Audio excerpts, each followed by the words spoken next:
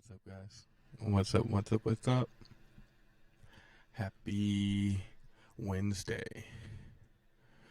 Hope everyone out there is having good days. I'm having some fun. Happy Weird Wednesday. Um, you see this floating dog hair? One thing about if you have. Oh, wait, why is it so close? Hold up. There we go. I was like, why in the world am I so zoomed in? Okay. Um, yeah, one thing about having a puppy is you're gonna get dog hair everywhere. Or at least with the Australian Shepherd, it's like it's wild. Um, yeah, happy Wednesday. Welcome to another edition. Um, we're just chilling. We're just hanging out. Um, yeah, one of my rings says dump him. I don't know if you can see it, but it says dump him, and that probably applies to every situation of all time. No, if he's no good for you, dump him. If he's good for you, dump him. That's my advice to everybody, to myself. Like I dump my own self, 100%. Anyways, welcome.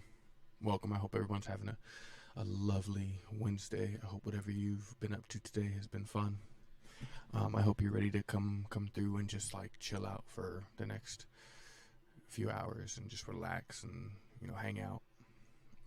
Because ultimately that's what I kind of want this to be, is just like a chill out session for all of us where we can chat, just like kick it. We can chat. We can talk about anything that's been happening throughout the day or the week.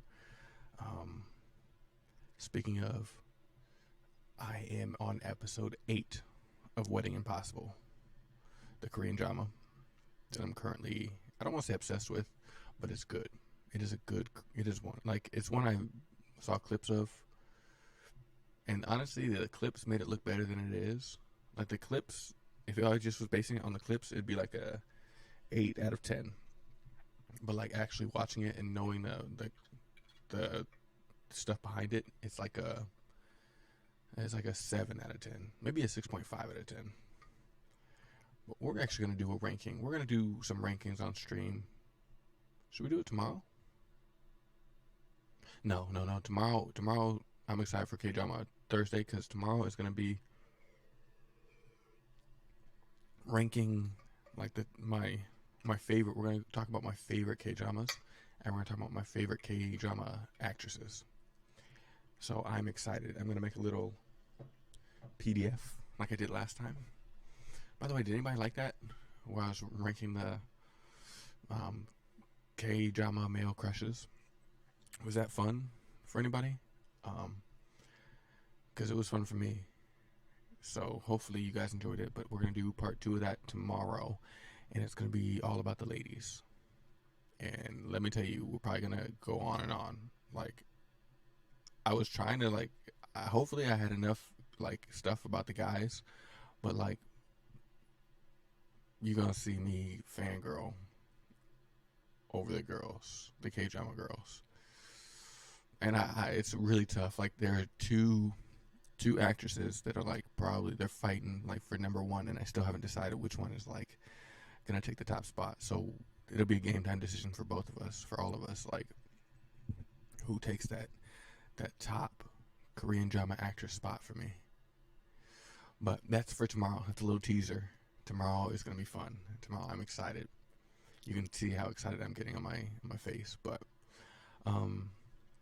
yeah, I am in episode 8 of Wedding Impossible.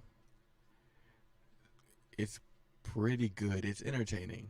It's the one I was talking about the other day where I started watching it and like I almost dropped it. Like, I got like 2 episodes in and I was like, it's not really for me. It's like there's some plot holes, there's some like things that like I didn't really mess with, but it was one of those things I didn't have anything else to watch.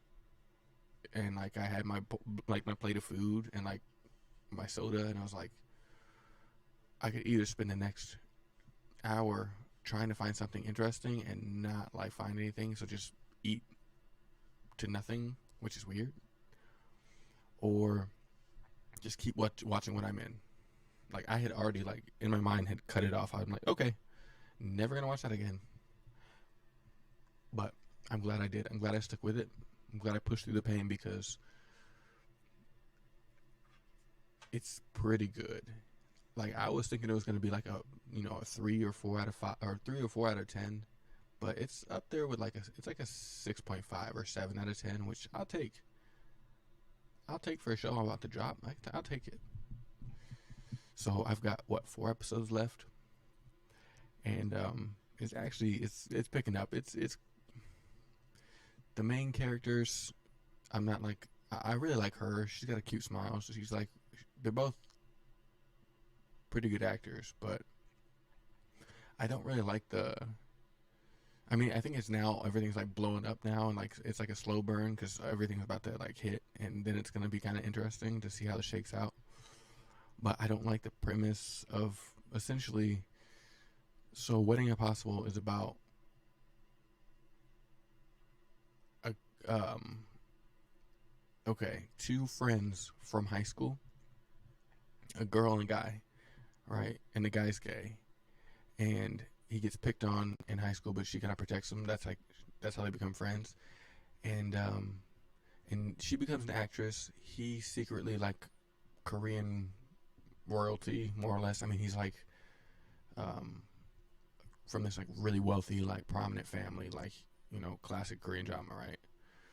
But essentially, he his grandpa's like, "Yo, I'm gonna leave you the everything into the company, but you gotta get married to this girl, right? Not their actress, not their friend, but some other girl." And the guy, our guy is like, "Yo, I don't want to marry this girl. Like, I don't want to lie to this girl.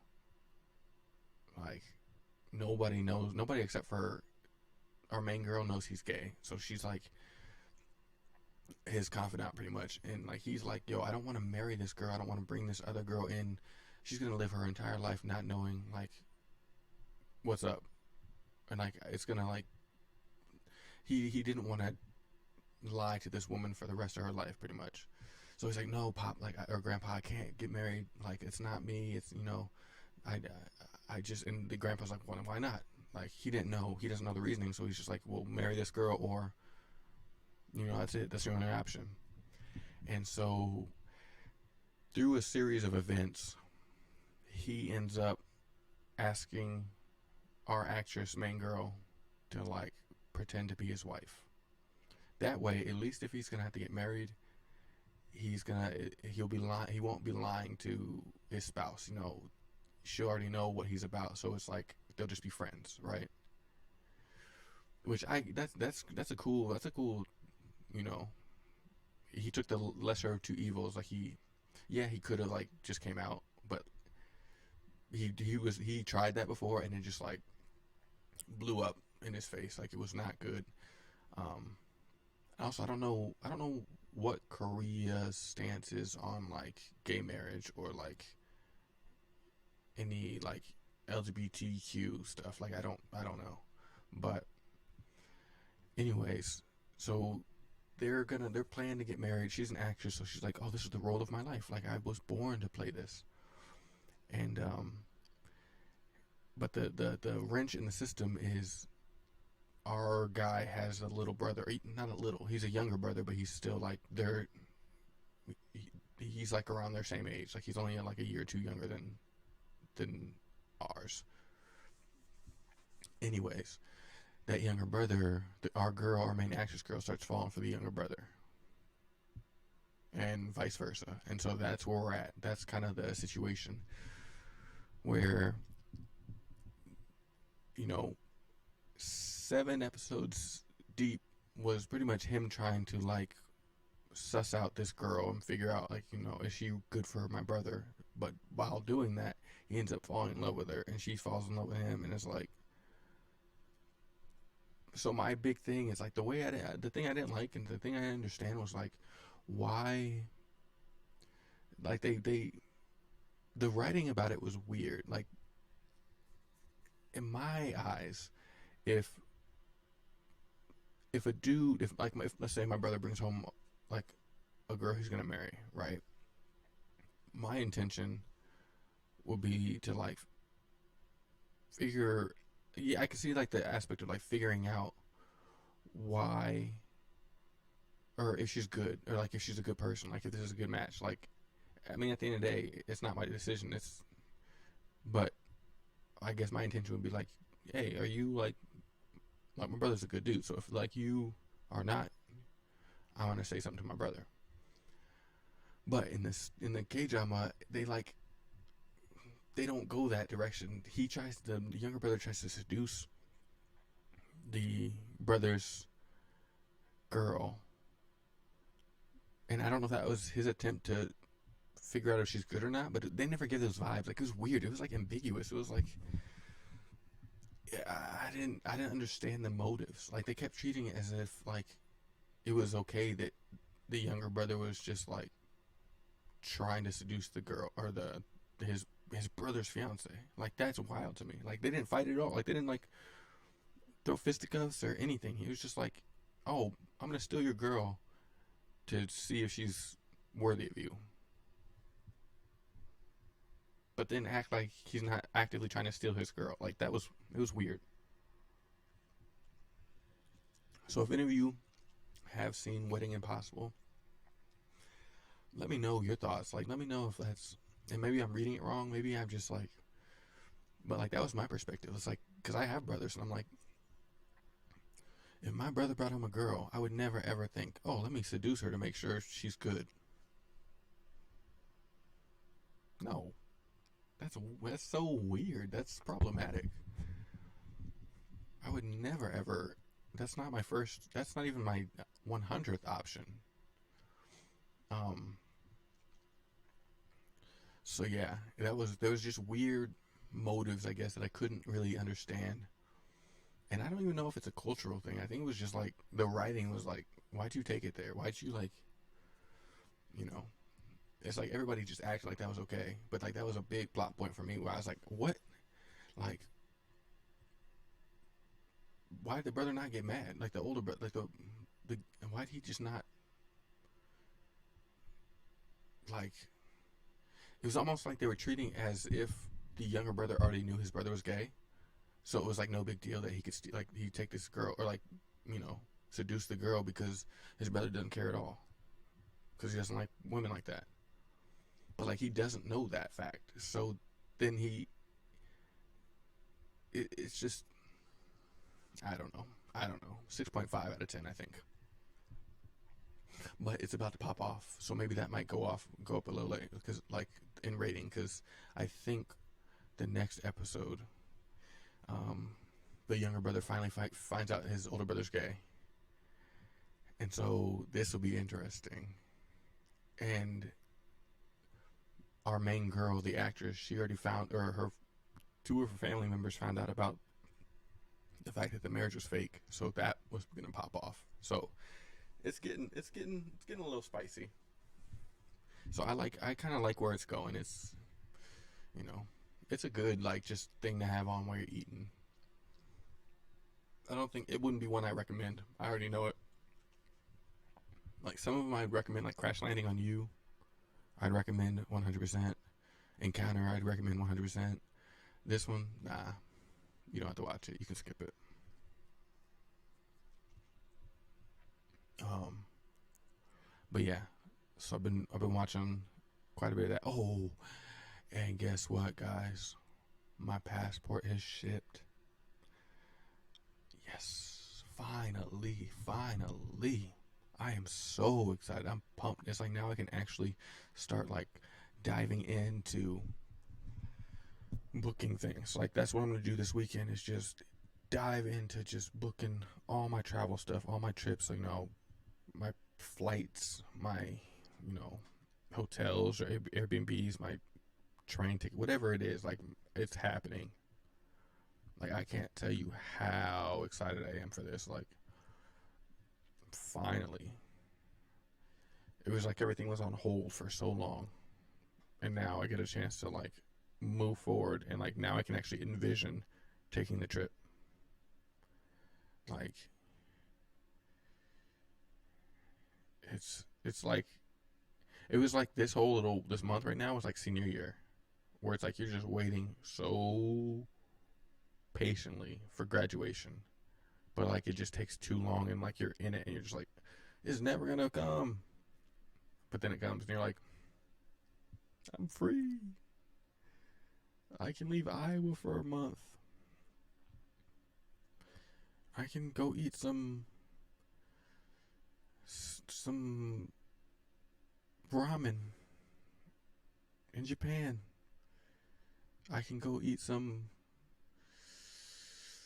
black bean noodles in Korea. I'm so excited. Finally. Finally. Man. I mean, honestly, the passport renewal process wasn't that bad. It was really like a week. So, or not, sorry. It was like a month. So, it all, like a month and a week. 5 weeks. That's not that bad. In terms of like government time, that's not that bad. I can deal with that. But it was just like, it was the fact that the timing of it was so bad that I couldn't proceed with anything. Like, I couldn't, like, start looking for, like, more work in this, like, limbo spot. It's just like, because, like, my mindset was like, okay, I don't want to get another full time job until I take my trip, right? Because once I get a full time job, I can't take 3 weeks off just right at the beginning, or I take a month off, or how long my trip's gonna be. So it's like I wanted to wait until I take this trip, so then I can like dive into, you know, some more full time stuff. But like being in limbo sucks. Like when you're just sitting there and you got nothing to do, like, which I mean is a big reason why I'm here. I just had nothing to do and nothing to like, nothing that excited me, and like I'm in the middle of nowhere pretty much. So it's like nothing, you know, got me going. But now my passport's on its way. I'm super duper excited. Can't wait. So if anybody's got tips for Japan or Korea, please send them my way. You know, let me know where's the spots to eat, where's the spots to avoid, what should I bring, what spots should I visit, what's like must do's, because I am going.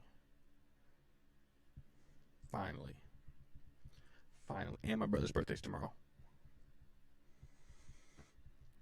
It's coming up roses. It's coming up roses. But so yeah, I'm excited to. I mean, there's nothing like planning a trip. Oh my goodness, it's like the my favorite thing. It's like the most like, I don't want to say adrenaline, but like what's that like good chemical in your brain? Oxycontin? No, no, no, no, no, not oxycontin. Oxytocin, or melatonin, melanin. No, there's one like good like brain hydrocodone. No, now I'm saying no. These aren't no. I know that's wrong. Cortisol. 50 cc's of corticosteroids. Thanks, Grey's Anatomy. Um, Whatever that like happy like chemical in your brain, that's what I get when I like am starting to plan trips. So like when I get to like, oh man, I'm getting excited now. Like just thinking about this weekend and being able to just, my favorite thing is just brew like I make it a whole event. I brew like a warm, hot, or like a hot mug of tea. Get my laptop out, put on some really good music, some chill music to let me just like zone out and like get into it. You know, I really just make it a whole day where I'm just like spending the afternoon like on travel websites, on Airbnbs, on like all these things, just trying to like plan my trip, and it's so much fun. Like that, those dopamine. That's the thing I'm looking for. Dopamine. I get so much dopamine hits when I'm planning a trip. Like it's ridiculous. That's what keeps me fueled for the years. Like planning these trips. It's almost as fun as the trip itself. Like planning it. Maybe I'm weird. I don't know, but like that is like for me when I'm like scrolling through potential like hotels or places to stay, or like when I'm like figuring out what neighborhood and what city I want to go to, or like figuring out, all right, where do I want to fly in out of, where do I want to like, and just the whole process of it is just exhilarating. Like, and I don't know, I talked to my older brother, and he's kind of the same way, like where it's like that was fun to him because he just went out to LA, and like we were talking about how it's just so much fun to like plan it from the ground up. Like it's wild to me that you can make that happen just in your brain, like in terms of like your trip. Like it's something I really like stuck with me when I was planning my trip to Europe. Like it was one of those things where I was dead set on going to, where did I want to go? I think I was dead set on going to London, like for some reason. I think it was London. I'm pretty sure like that was a spot that was like okay, no language barrier. Like that's where I want to go. And I was planning on spending a month out there, right? A month in London, probably traveling around the UK a little bit, right? Great trip plan. But the more I sat with it and the more I kind of daydreamed about it, all in my head, right? I just was like, you know what? Why not just, if I'm going to be in London, let me see how far away Paris is. I've always wanted to see Paris. I Googled it. It was like not that far of a bus ride. I could take a bus. Because apparently, I don't like, I didn't know this, but like London and Paris, or like London, UK and France are connected by a tunnel underneath the water. I didn't know this. I didn't know at all. So I thought, okay, if I fly into London, I can only go north. Like if you've seen the map, like the UK is like England, and I think I think it's Ireland, and then Scotland's over here. I think if I remember right, could be wrong. Wales is somewhere on in there too in the mix. But essentially, I was just like, okay, if I go to London, spend a month, I'll go to Oxford, and then I'll probably make my way up to Edinburgh. Like I have to go north, but then I figured out do that because I was like, okay, maybe how much is a short flight to Paris from London?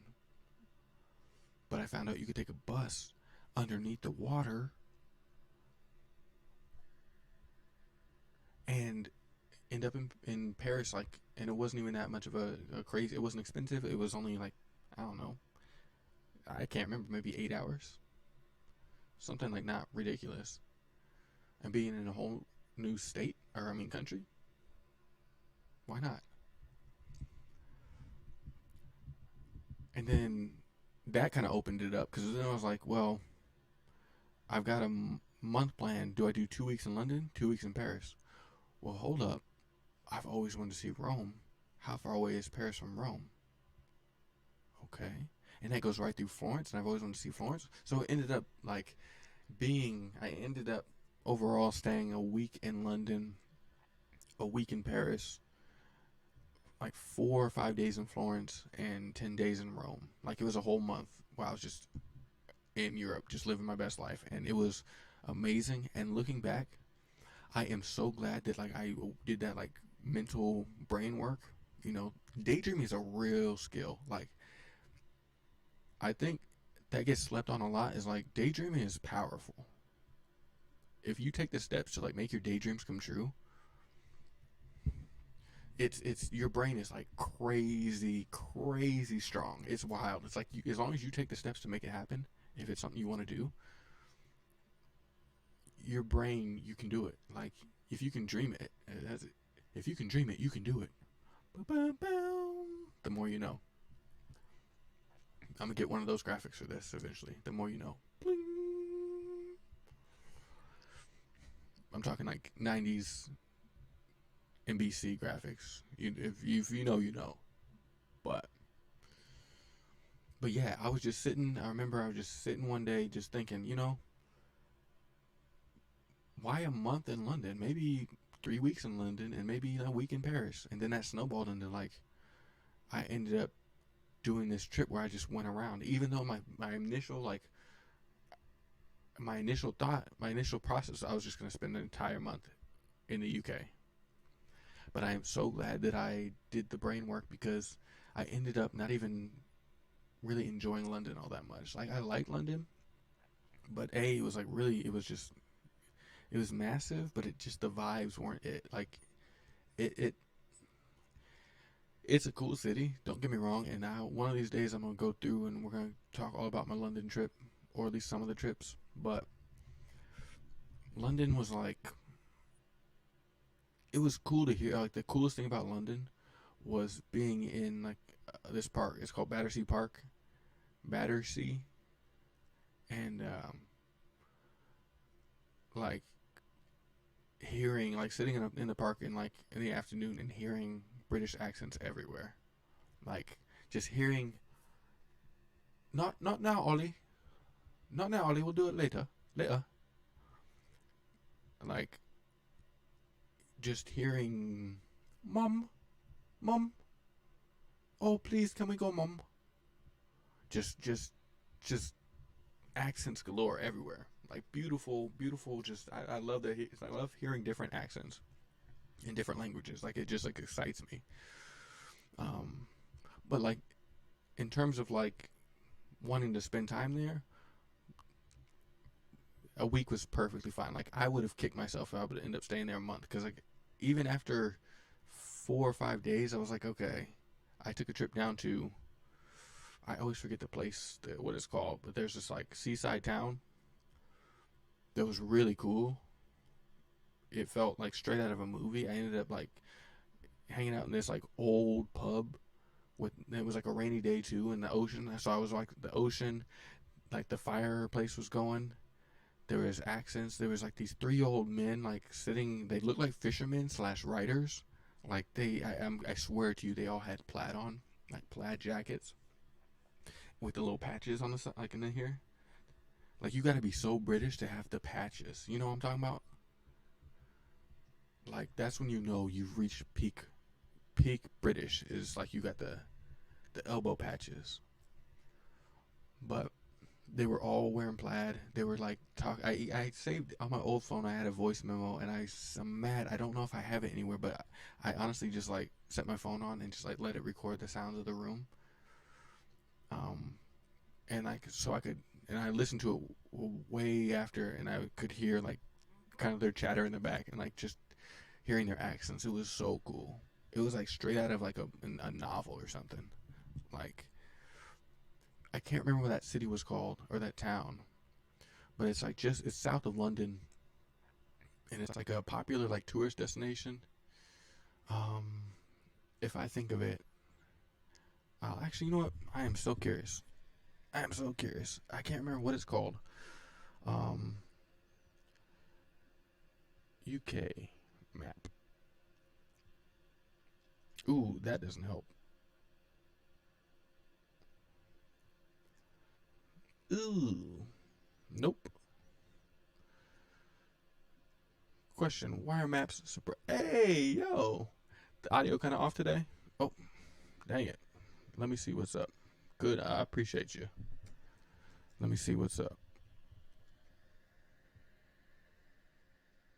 Maybe if I. 1 second.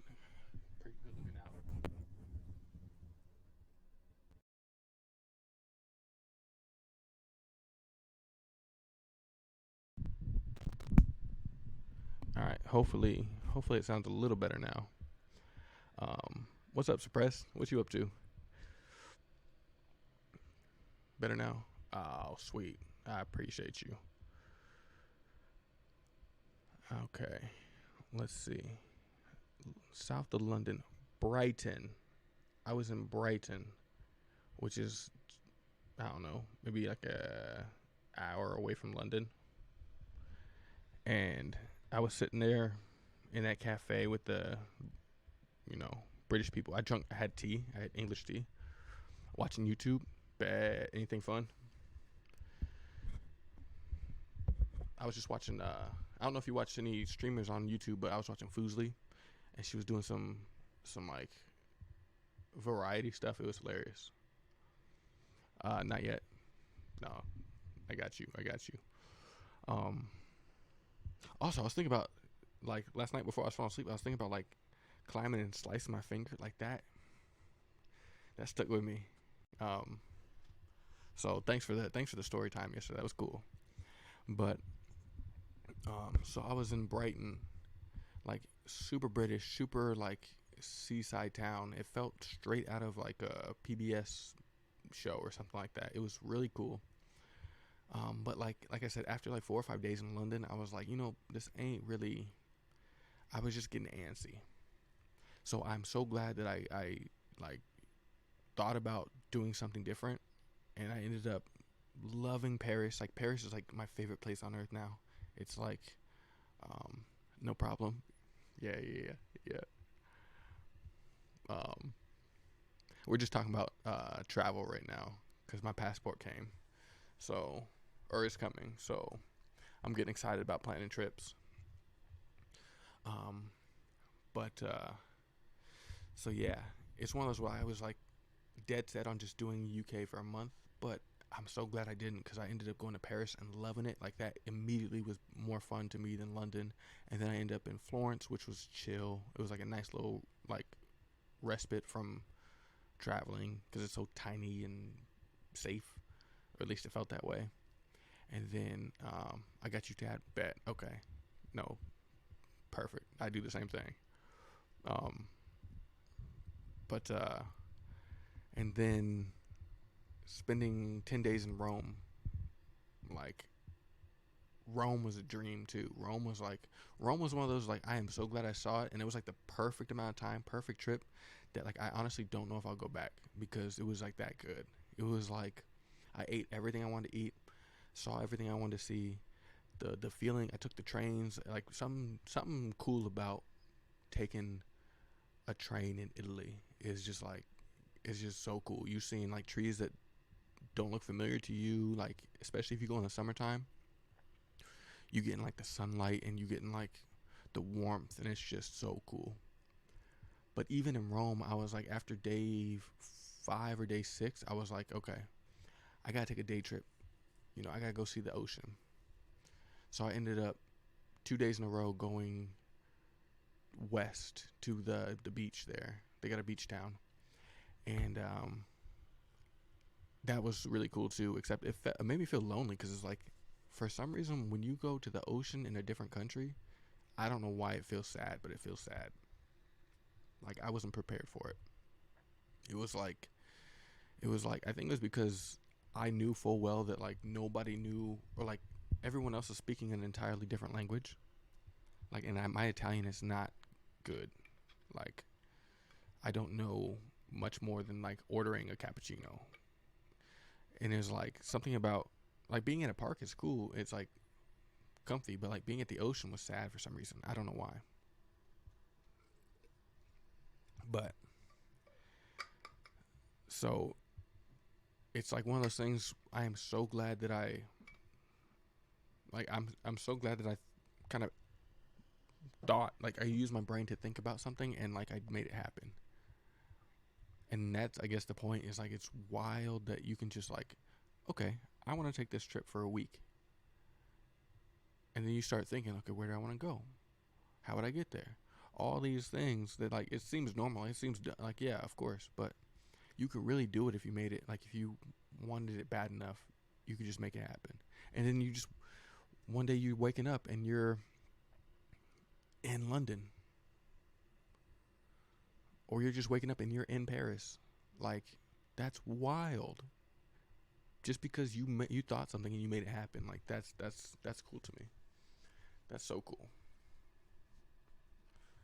Like it's it's just it's never. I don't know if I'll ever get tired of that feeling. But anyways, so that's what this weekend's gonna be. Is I'm gonna like everything's on the table, right? Like even this trip right now, like I've thought about it in like so many different variations. Like I was gonna do first, I was gonna do strictly a month in Japan.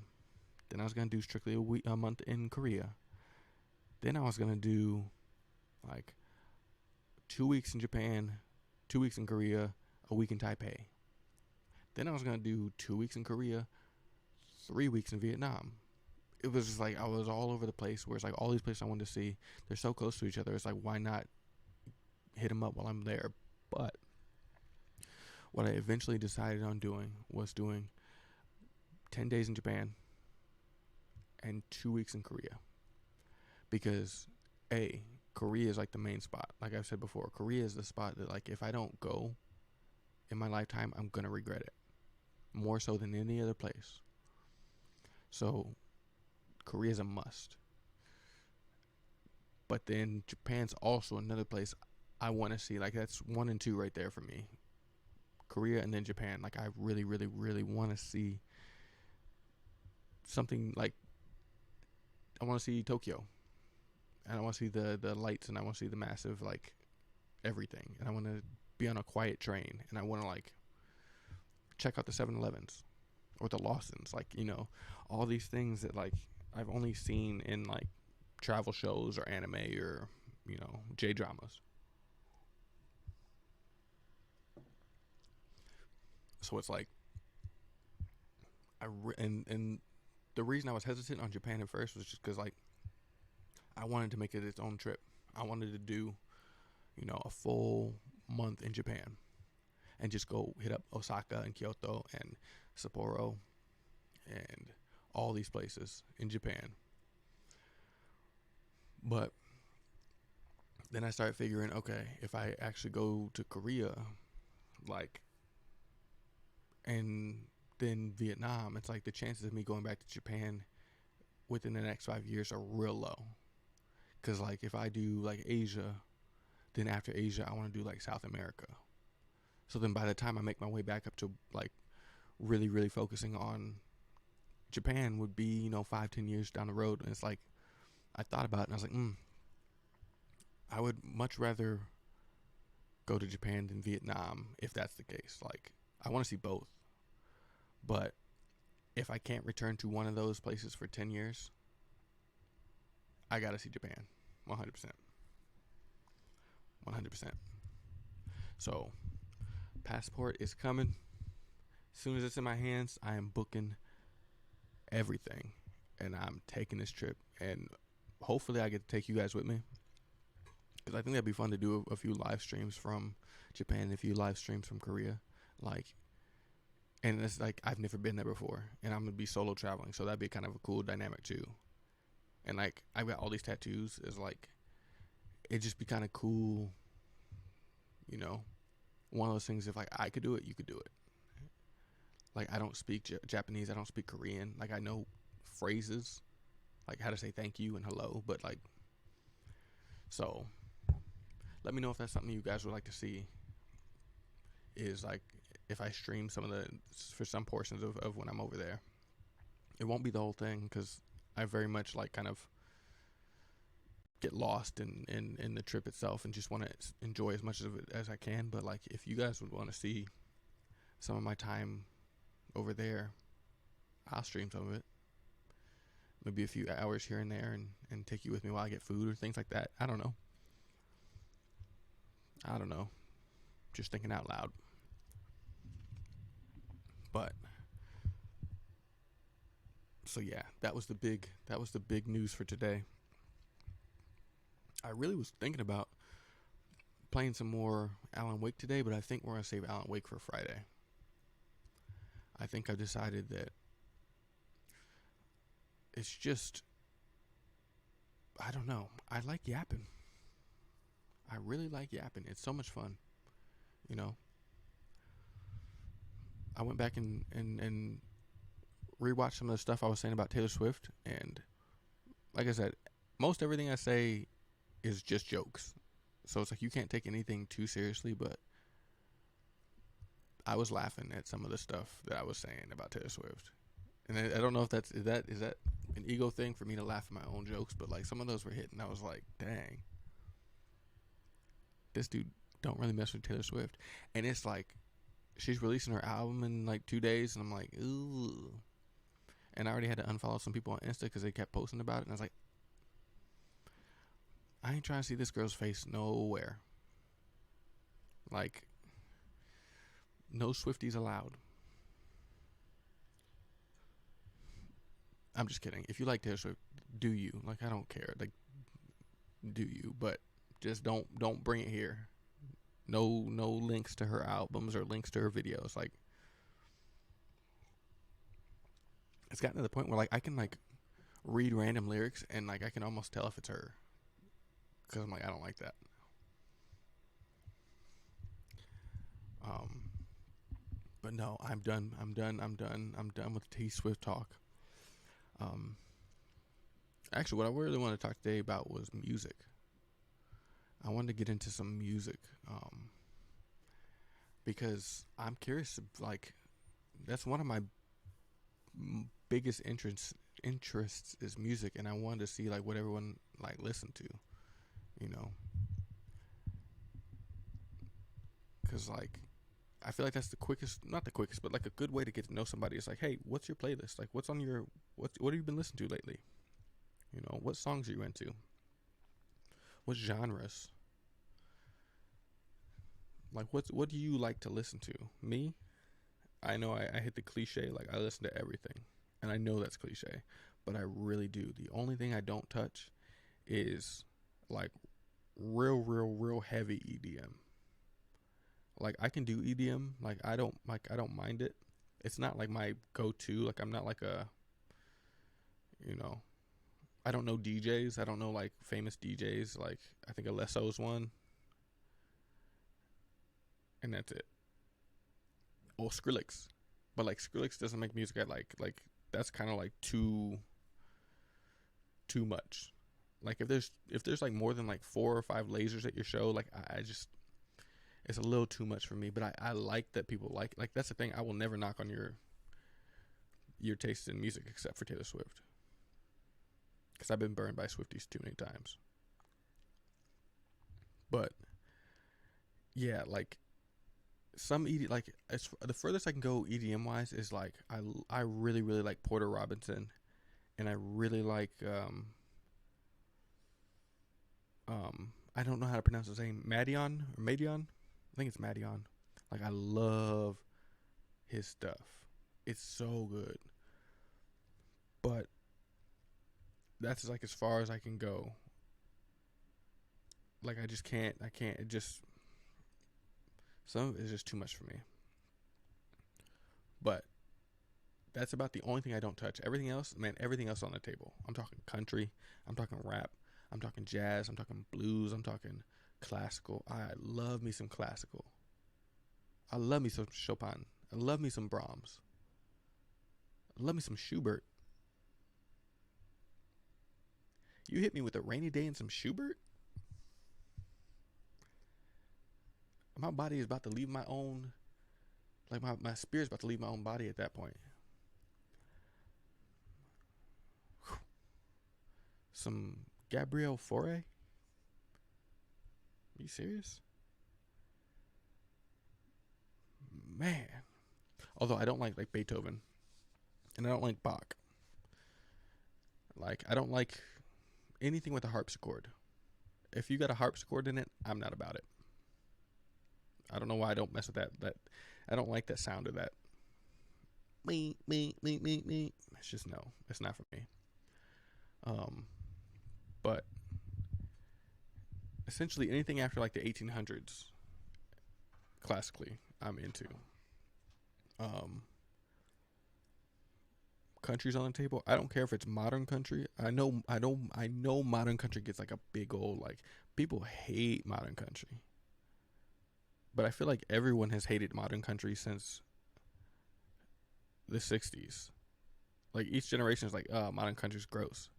And the new generation will think the modern generation or the modern country is classic country, so they'll love the classic country, which was someone's modern country. You get what I'm saying? It's weird. Like at one point, Alan Jackson was modern country, and people probably hated him. But now everyone's like, I love Alan Jackson, and that's classic country. I don't know. I don't get it. But like I said, I love modern. I love Luke Combs. Love me some Zach Bryan. I love me some Alan Jackson. Garth Brooks. Now, country's the one like I don't listen to very often, but when I want, like when I need something to drive around, like on a warm summer day too, cut on some Zach Bryan. Something in the orange. I'd be cracking open a Budweiser, and I'm not even a drinker, but like, come on, come on, Zach Bryan, Luke Bryan, all the Bryans. Yeah.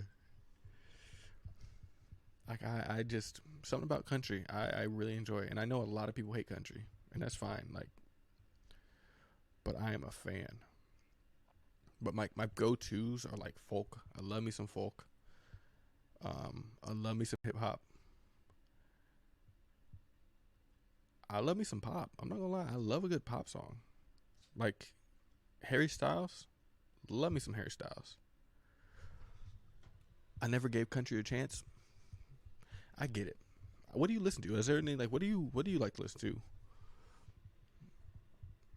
Is there like a go to? Like if you had a favorite genre or a favorite like band?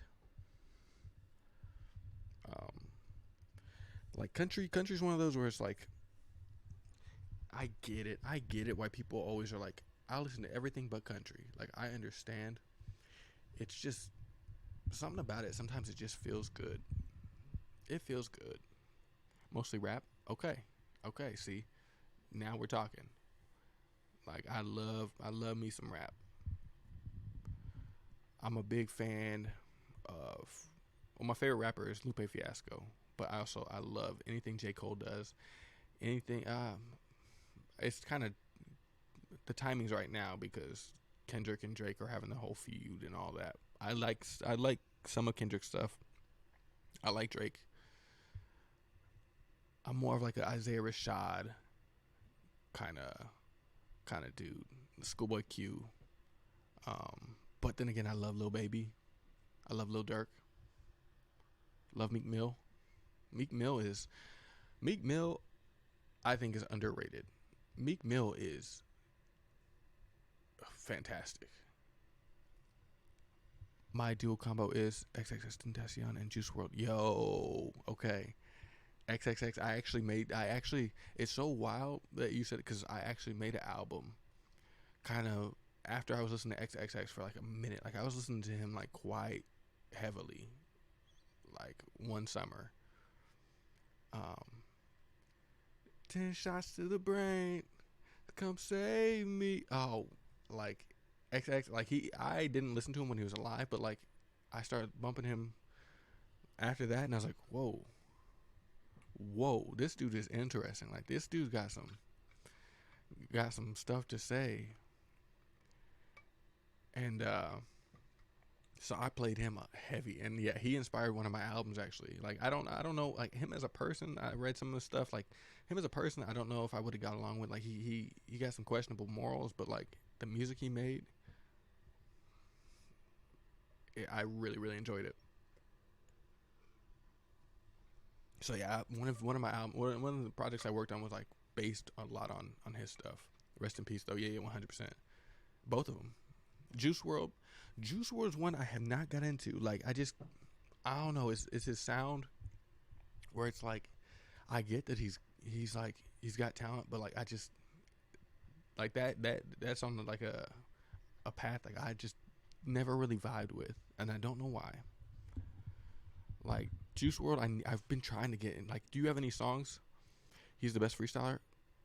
See, I haven't listened to any of that. Like, if you have any like like songs to listen to that like okay that'll get you hooked. Like Suppressed, if you got any of those, let me know because I think that's what it is. I'm just not listening to the ones like I should listen to. Both gifted, yeah, yeah. But XX, that dude has some song. Like I have like a bunch saved in my playlist where it's like 10 shots to my brain. Like he just has those that way that like I'm glad I listened to him. He always puts me in a weird mood though, like so I can't listen to him all that much because then I start remembering oh like he's gone and I'm like and then like I'll like listen to his lyrics and like I'm just like, dang, like it's a little too heavy sometimes. But that's a good. I like your taste because that's which one, which one's released or unreleased. Ooh, well, any of them, I'll find them. If you got a song title for them, anything that you think, like if you're recommending Juice World, like a Juice World song or two to someone who doesn't listen to him, like like any of them, because like I said, I'll find them on YouTube or Spotify or whatever it is, or SoundCloud. How yeah, because Juice is one that like I know he's talented, and I got a bunch. I have friends who listen to him, and like they'll post like stories with his music in the background. I'm like, that's cool, but I never end up finding the song, and I'm like, I don't know, but I do want to listen to Juice more. Um, let's see. I really, in that kind of vein, I love Post Malone. Like, his first two albums, I wore out. Like, I played so heavy. Um, you probably think that you are better now, better. Like I love Post. I actually was supposed to see him this past summer, but like, that's a whole story for another time. It got rained out, and then it was a whole thing. But Posty, I love. Um, who else is kind of in that arc? Not really. I like Travis Scott. Okay, Travis Scott released an album or a mixtape called Days Before the Rodeo. And if you've not listened to Days Before the Rodeo, I think that is his best project. Everything after that is like real. He really found his sound after that. I think where he just like everything starts to kind of sound the same for me for Travis Scott. Like everything like after Days Before the Rodeo, just kind of like he perfected he knew what he was good at and he just perfected it. His vocals all sound the same. A lot of his beats just had that same kind of mood, which is good. Like he capitalized on it. But like if you listen to Days Before the Rodeo, he's got like oh, he's got so many. There's a song called Quintana, just real good. He samples the 1975 in one of his like things. It's real good. It's just like that's probably my favorite Travis Scott project. Everything else is like I'd say decent, but it's like, and he's got like good hits. But yeah, Travis Scott is one that like I don't really mess with too much anymore. But that mixtape or that EP is on repeat for me, 100%. Um, dang it, I'm trying to think of that X song that like constantly gets stuck in my head. Constantly, it's the one. There's two, but there's one that was like real. It actually was kind of popular on down the south. I don't know if that's a thing. Rap's not big in the Midwest, like at least on the like stations, like it is in the South. Um, the one that always is stuck in my head is "Save Me." Somebody save me. Sauce. Sauce is such a good song. Wait, let me. Nah, yeah. Sauce is probably the one that like I think of the most. It's so catchy. So if anybody out there hasn't listened to, it needs like a XX Tentacion song. XXX Tentacion. I can't ever say it right, but if you need an X song, Sauce. It's so good. It's so catchy. It's like it's so nice. Um, but yeah, I want to listen to more Juice. Lil Durk, like I said, Lil Durk's real good. He just gets you fired up. Lil Baby's good. He's just a specific mood. Lil Baby is one that like it's. I think I've said this before, but I'm trying to get my family members to listen to Lil Baby, but like they don't mess with him like that, which is fine. But like he just fits. Like when you go to the South, Lil Baby just makes sense. Like you just hear it on the radio and you're like, yeah, it's exactly what I need to be listening to right now. Some Lil Baby. It's beautiful. Um, let's see. Outside of rap, outside of rap, I I love, like I said, I love jazz. I love blues. I love um. Well, maybe we'll do one of these nights. We'll do like a kind of like my favorite albums or my favorite artists of all time or 2024 something like that, where it's like I can like write out like navigate my brain, because right now there's so many artists that I just cannot focus on one of them, like because it's what I do. Like a good portion of what I do is just listening to music, like constantly. So it'll be fun to like, and I'm always curious, like what are other people listening to? Like, what's your recommendations? What's like, if you can only recommend, you know, one or two songs to a stranger, what would it be? Like, what would those songs be, and why did you recommend them? And something like something. Okay, this is gonna get off topic, but like something I was thinking about is like having a musical soulmate.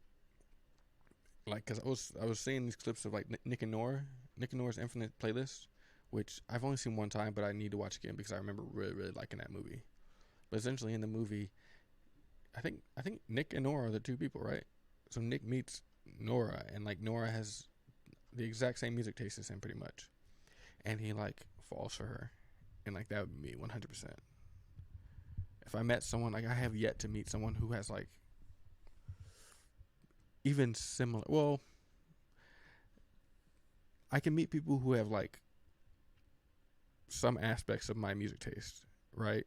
And I'm sure I'm the same to them. Like but I listen to so much. I feel like that's tough because, like I said, unless it's like real heavy EDM, like I'm talking like trance, like and some house stuff, I'm not like a fan of. But like that kind of like thing, I'm not the biggest. But like anything else, I got you covered.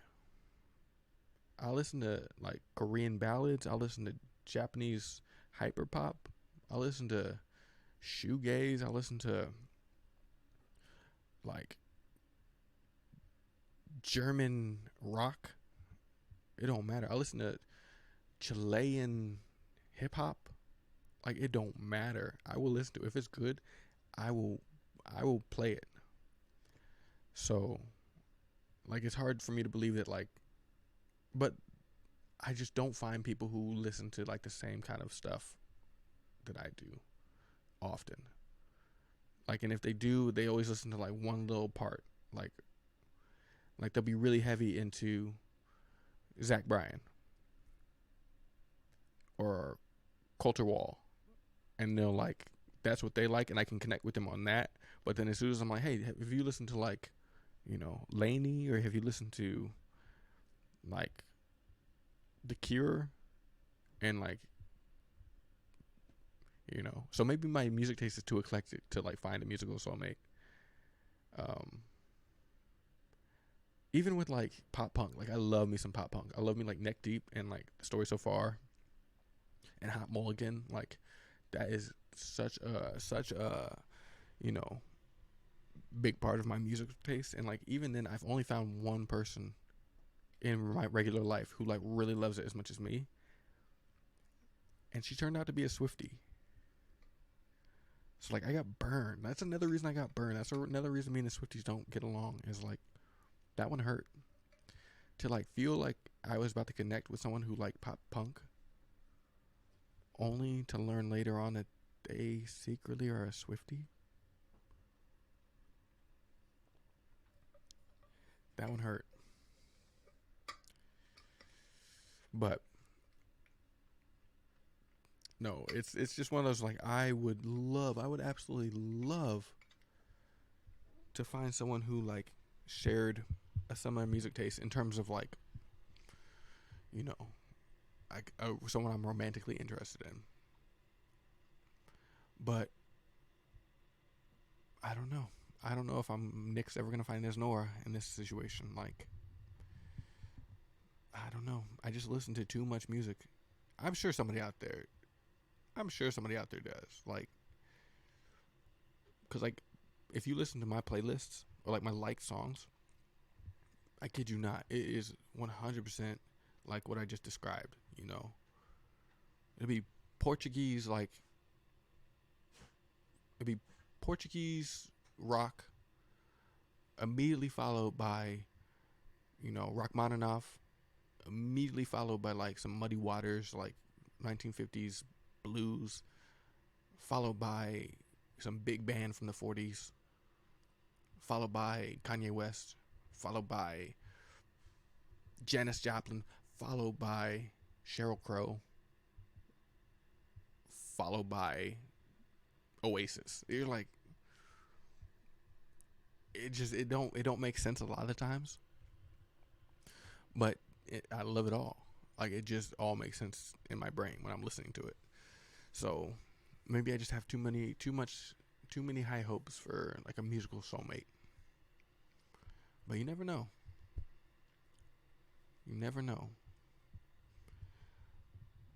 But I was also thinking, I did find like a literature soulmate one time, and this one is like actually one of my biggest regrets. This is story time, guys. Story time. So when I was 23, I think I went to Charleston for the first time in my life. This is like my first like real. Well, no, I went to New York City before that. This was just a really fun like trip that I decided to take. I did a week long in Charleston. You know, I flew out, Airbnb'd. You know, just me. You know how I am with my solo travel. It was just me. So what happened was I stayed at this Airbnb, right? Just a real cool. It was like one of those. It was before. It was when I was young, so I was still really interested in like meeting new people and like meeting people around town. So like a big way to do that, especially when you're just by yourself, is to like stay at home shares or like Airbnbs, who like you're not just renting the whole place, right? You're just renting a room. It's like if you rent a room, you can meet the people who are like renting it to you, right? Or whoever, you know. It's almost like a hostel situation. Not hostel, a hostel. Like, a group situation with a bunch of people in the home, right? Except me, it was me renting her room out for the week, and she like was living her life in her home, right? That kind of situation. But the point was, because it was like my first time in the city, I kind of wanted somebody to ask questions if I needed to. It was just easier. Like nowadays, that wouldn't even be an option for me. Nowadays, I'm just gonna rent the whole place out and figure it out myself. But back then, I was 23. I was like, I don't know what I'm doing. So, anyways, I remember the first day I met her. I get in, my flight's real late. I get in maybe about 10 p.m. I get to the Airbnb about 11 p.m. 11 or 12, something there, like real late. By the time I get there, she's already asleep. So like, she gives me instructions to get in. I get in. I like knock out, whatever. I go to sleep. The next day, I'm like, I was planning to like say hello, like welcome, like, or greet her, and introduce myself, what have you. But by the time I got up, because your boy's gonna sleep in on vacation, like she'd already gone to work, I think. So I just was living life. It's essentially like a hotel now. I'm just like, I'm showering, I'm getting ready for the day, whatever. And then I end up spending the whole day having a great time in Charleston, exploring the city, going to the parks. They've got this really cool seaside park that you can swing on. If you've never been to Charleston, I recommend. Such a cool vibe. Anyways, I spend the whole day exploring. At the end of the night, I'm like, okay, I just want to like order some Chinese food and kind of relax, this evening. So I pick up some Chinese food. I Uber up to the Airbnb. I end up just like putting all my stuff down, watching. I remember I was watching Chuck in her living room, just eating Chinese food. And at some point, like she comes from work, and like my first initial thought was like, oh, she's gorgeous, like she is beautiful. And like then I introduced myself, and we're just like chatting, kind of catching up and stuff. And she's like, "Oh, you're watching? What show is this?" I'm like, "Chuck." And she's like, "Oh, it's funny. You know, this place. The nickname of Charleston is Chucktown." I'm like, "Really? Like that's? I didn't know. I didn't know. I was just watching this because I like this show." And and so then we just like kind of chatting, and it was cool. And at some point, she was like, like her friends came through, but like she didn't plan it. Like she wasn't gonna have anybody come through because I was staying, and she was like trying to be respectful of me or whatever. I was like, "Nah, it's cool. Like, bring them over." And they ended up coming through, and that was fun. That was really cool. It was like exactly what I was hoping for in my mind. Like the whole reason I had this like shared room thing was so I could meet the people around, right? So it was like by accident it ended up happening. Anyways, I meet them. They're so cool. Their vibe. Then they leave, and me and her name's Kathy. Me and Kathy like just start talking, just shooting the breeze, just And I'm like, oh, she's funny and she's brilliant. Like she's smart. Like she's way smarter than me. Like or no, I shouldn't say that because her specifically, like she said, that gets on her nerves when people say that. Like, and this stuck with me forever. Like this is why I rarely say that someone's smarter than me because of her. Because she said, no, I'm not smarter. I just read a lot and I just work hard. Like it was important for her to make the distinction between being like intelligent and just like being curious. So I won't say she's smarter than me, but she reads a whole lot more than me, and she reads a lot of like scientific like textbooks and stuff. So because I think she's a biologist, I want to say. So like she was like really doing stuff with like science and like specimens and stuff. Like what science people do. Like they just spend time wearing like a white coat and just like dissecting things. That's what it felt like she was doing. And like just running tests. Just like running tests in those things that like, those beakers that like spin. She was just doing a whole lot of that, I think. But the thing that stuck with me is like, oh, she's hilarious. Like she's funny. Like my gauge of like someone, if a big gauge of like if I can date somebody is if I can imagine them fitting in with my family. Like that's important to me. If I can imagine you like making my fam like laugh, you got nothing to worry about. So anyways, like the whole week we end up spending, like we just end up talking, and like I started to look forward at the end of the day. I started to look forward to like coming back and like talking to her, which is wild because I'm in this new city just exploring. It was kind of fun. I would spend my whole morning and afternoon and evening just exploring, eating good food, hanging out at the parks, seeing like whatever I wanted to see, and then I would come home, come back to her place, and she'd be studying or like watching TV, and I'd just kick it with her. And I remember one time, it was just like a movie. I swear to you, I was downtown in Charleston. I hadn't told Kathy where I was going, right? Didn't tell him at all. I went to this random bar to get some food. I ended up getting some nachos that were bomb. The best nachos I ever had. I remember just sitting there, eating my nachos, and I was about to leave, and then I noticed like a band like setting up in the front of like there was a stage section. I was like, because if you know anything about me, live music, that's it. Especially if it's just in a bar and I don't have to stand up. If I can just sit in my seat and watch somebody play music, ain't nothing better. Like that's my perfect situation. So I see this band like setting up, and I'm like, well, there goes the next 3 hours of my life. I'm planted. I was about to leave.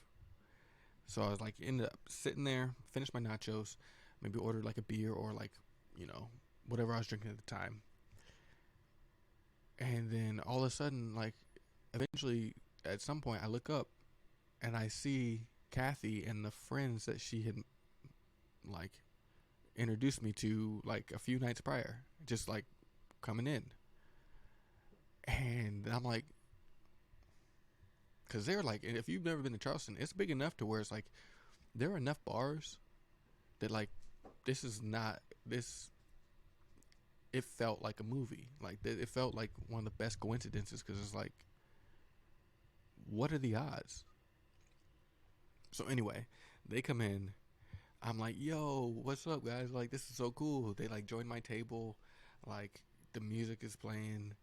You know, it's really, really fun. It's like Kathy's there. She got her friend Victoria there. She got another friend Bree, and I've never forgot them because they were so cool.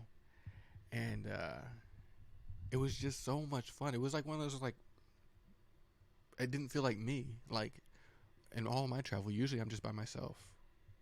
But like here I am just like thrust into this new city with these new characters, these new people, and it's just like it feels good. Like it if I could just live in that moment for anytime I'm feeling lonely, like that would be beautiful. But anyways, I'm sitting here with these you know, these women and like we're laughing and it's so much fun. Um also now we're talking about this, I do have to mention, we're gonna take a little side tangent, but one of the girls, Victoria, she was so super cool, and I think she was sick. Like she had just like gotten sick, um, but she wanted to come out and enjoy, you know, being out and about anyway. So, like, I, I don't remember what it was, but her and I like were talking because I think Kathy and Bree were like going up to do their own thing or something, and so I ended up talking to Victoria, and you know, we ended up talking for I don't know 10, 15 minutes just about life and about, you know, hoping like her how she's feeling and all that, like whatever it is. Later on that night, she ended up like saying, "Hey Chris, I like you because you never once asked me what I do for work." And I was like, "You're right, and you never asked me what I did, and I love that."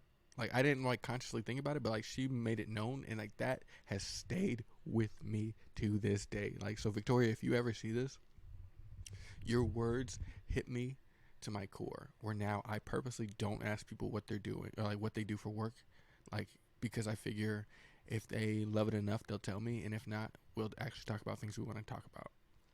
But like I remember just looking at her in the eyes, and she's like, "You never asked me once what I do for work," and I love that. And I was like, "Yeah."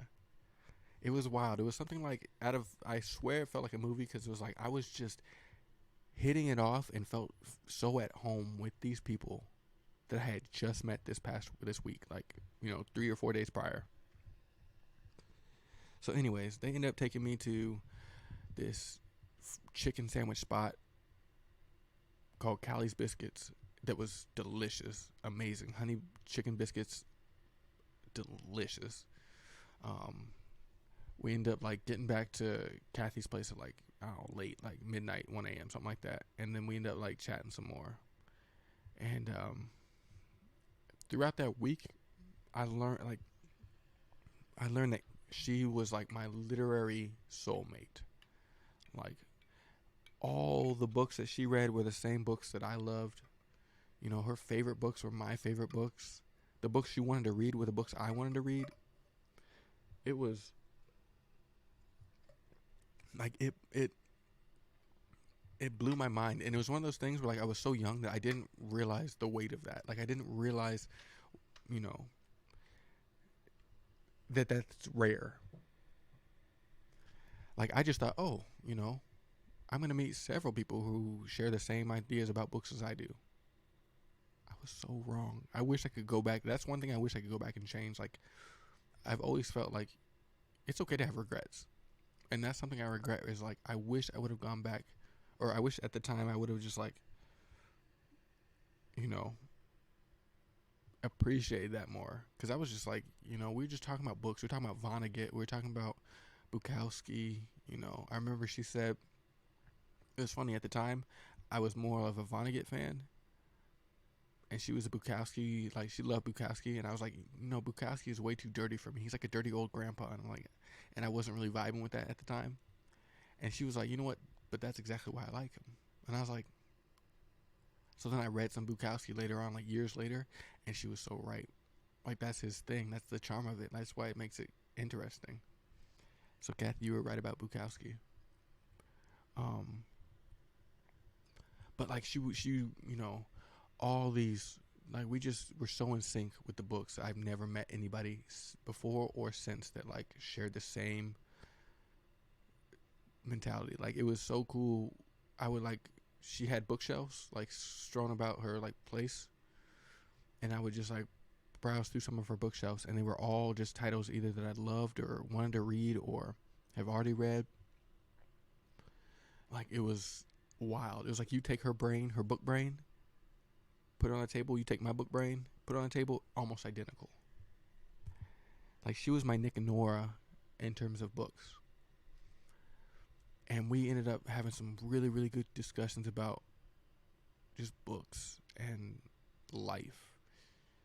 And I remember, okay, two things I remember and one thing I regret. We'll start with the thing I don't regret. One thing about me is like one of the best gifts you can give me is a book. Right. Okay. So one of the best things, I know it sounded like I was going to go further with that. One of the best things you can give me is a book.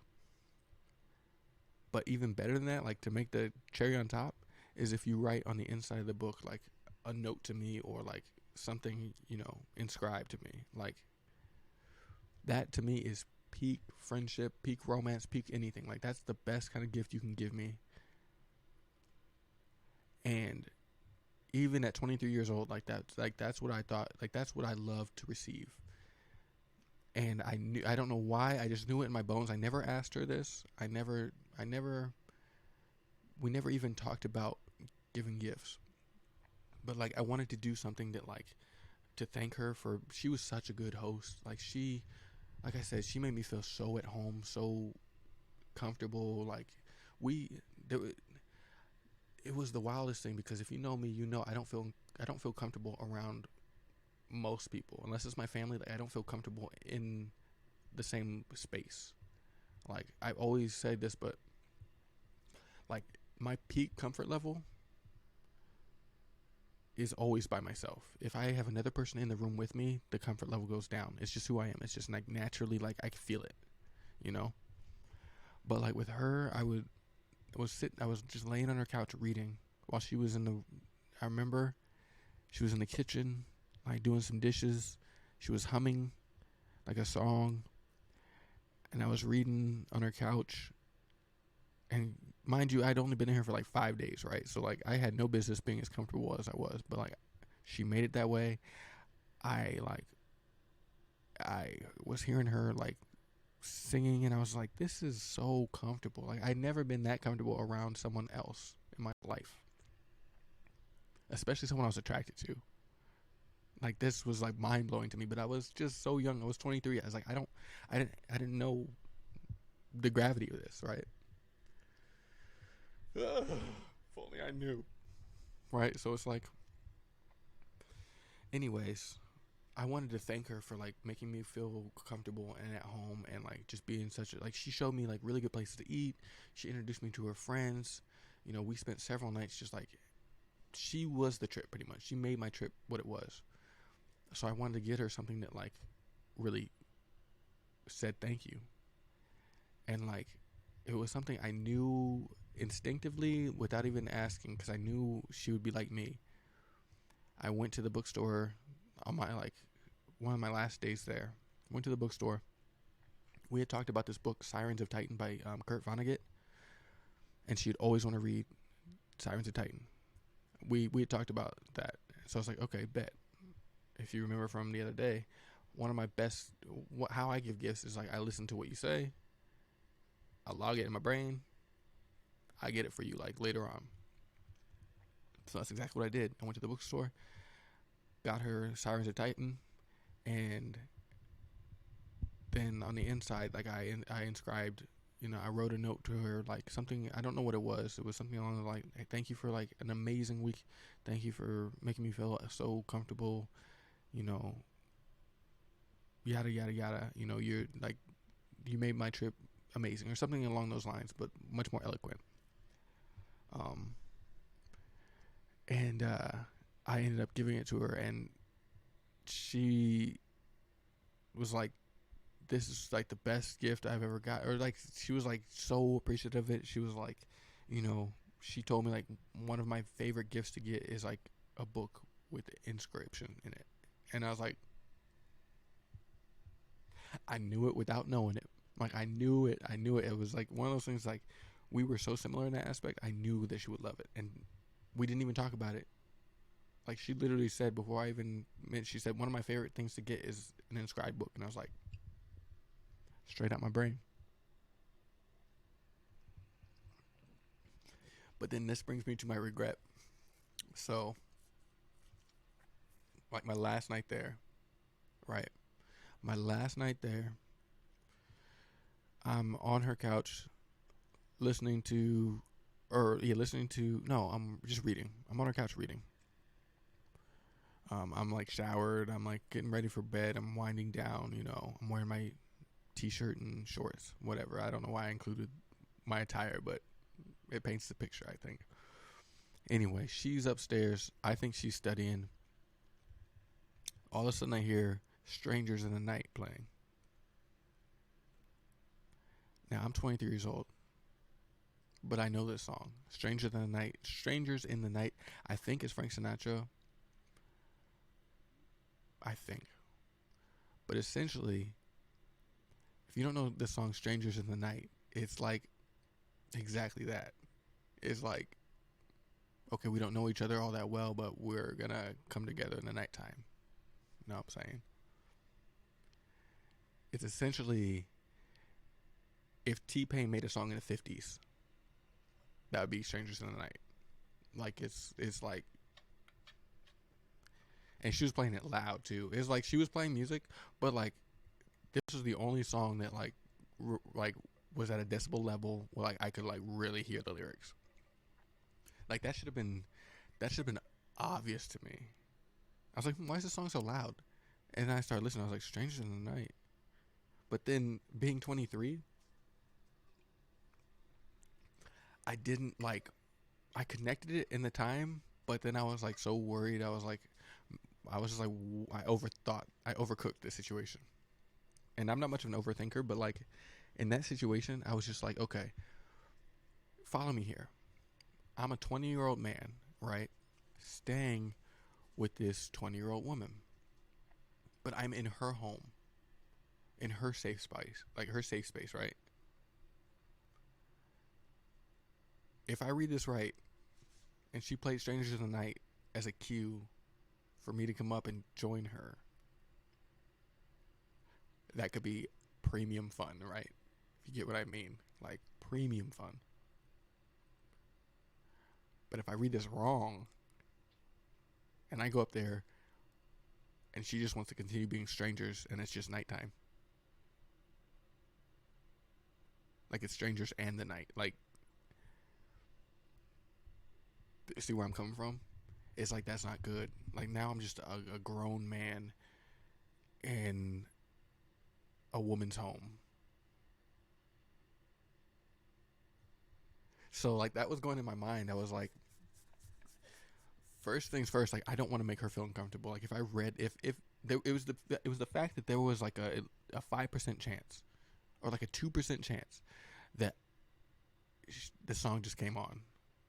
And I was pretty sure, like, reading the cues and signs, like, I'm pretty, like, I can catch on pretty quickly. I was pretty sure she was like, that was the sign. Like, that was like that was it. That was the green light. But it was the fact that I was like renting this space from her, this room from her, and like it was just the two of us. I was like, if I read this wrong and I make this uncomfortable for her in her own home, I will never, ever, ever, ever, ever not regret that. Like, so what did I do? I waited until the song ended, let it play out, didn't move a muscle.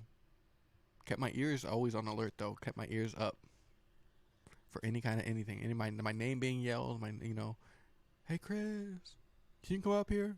If that would have happened, I'd have been up there in a heartbeat. I'd have been like, Chris, why's your shirt off? I heard my name. One of those situations. But I never heard my name. So now I can't just be like some dude in her room. All right? Like she gave me like the green light, but I needed the double green light. I need the checker flag, and it was like, I don't know NASCAR like that, so. But anyways, I let the song play out, and then like there's like a long period of quiet. I'm listening. I'm like, and then to my dismay, I hear another song start to play, but much quieter. And I'm like, oh, dang it. And even in that moment, I was like, yeah, I missed my cue. I missed the chance. But it's not like I fully regret it because, like I said, I will never want like to intentionally make, especially a woman, like feel uncomfortable with my presence. Like, so I will take that L if it means there was a 2% chance that it was like not it. But the good thing is, we ended up. She wrote me a real sweet message after I left because, like, for some reason she had to work when I had to catch my flight the next day. Also that night I stayed on the couch the whole time. Like, I kept reading, and by the time I got upstairs, her lights were out, and like it looked like she was already going to bed. So, but she did leave the door open. So I don't know. I was like, what do I do? So, yeah, I did notice like in the beginning of my stay, her door is closed, but like as we got to know each other, her door stayed open at nighttime. I don't know what that. I don't know what that. I don't know. Maybe it was drafty. Maybe she needed the breeze. I don't know. I'm just saying it's what I saw. But yeah, we weren't able to say like goodbye in person just because she was working when I caught my flight out. But she wrote me this beautiful message. Like, she ended up saying like, I was having a rough week before you got here, and I was gonna cancel, but I'm really glad I didn't because it was so much fun to have you here and to get to know you, and like that made my heart feel good. And I was like essentially like yo, I'm glad you didn't cancel. I'm glad we got to spend time. And then I told her that thing about how much comfort I felt from just being in her presence and being like around her, and she said she felt the same way. And I was like, whoa. And me in this age now, if I was my age having the same scenario, I would have made a move 100%. Like, not maybe that night, like the strangers in the night kind of thing, but I would have for sure been like, yo, should we try to date? Or like, can I take you out on a proper date?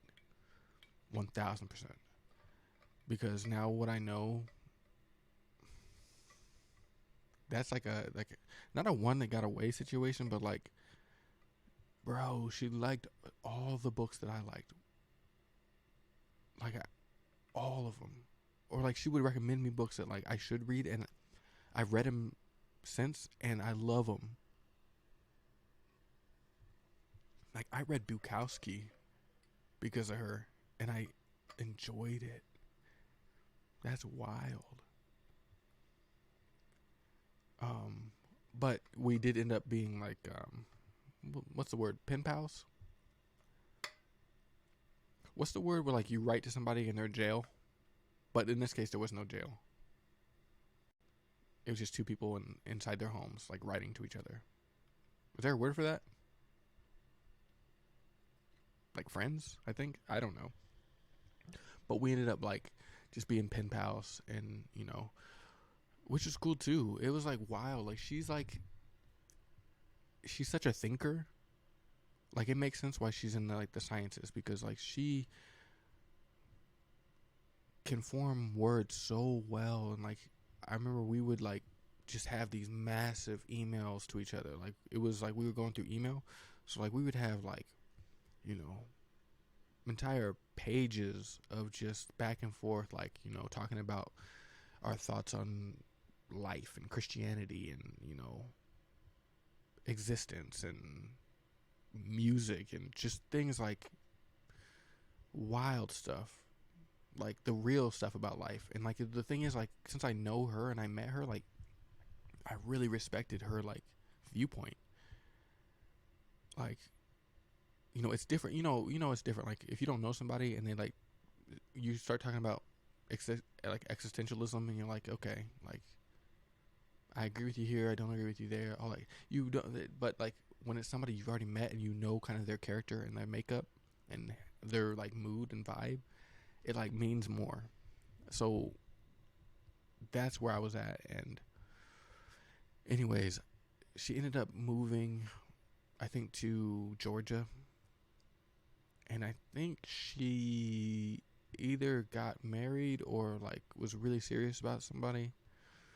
And so eventually like our pen paling stopped. But this was like after years. Like we kept up with each other for at least 5 or 6 years after that. Like it'd be one of those things where like we would message each other for a span of like, back and forth, a few months here and there. Then one of us would get busy, and then we'd pick it back up, a few months later. It's one of those. But she had a big impact on my life, actually. And I don't know if she knows just how big of an impact it was, but I do miss our pen pal days. Cause yeah, she was one that like for some reason she could get me to like think about things in a way that like most other people can't. Like it was like I really valued her perspective on things, and I am not that way. Like, which sounds bad. Like it doesn't mean like I can't change my perspective. I just mean like I am a very very much like intrinsic. Like it's internal to me. Like my ideas and my thoughts. Like I'm not the one that's gonna ask for advice. I'm the one that's gonna like try to figure it out. Because in my mind, like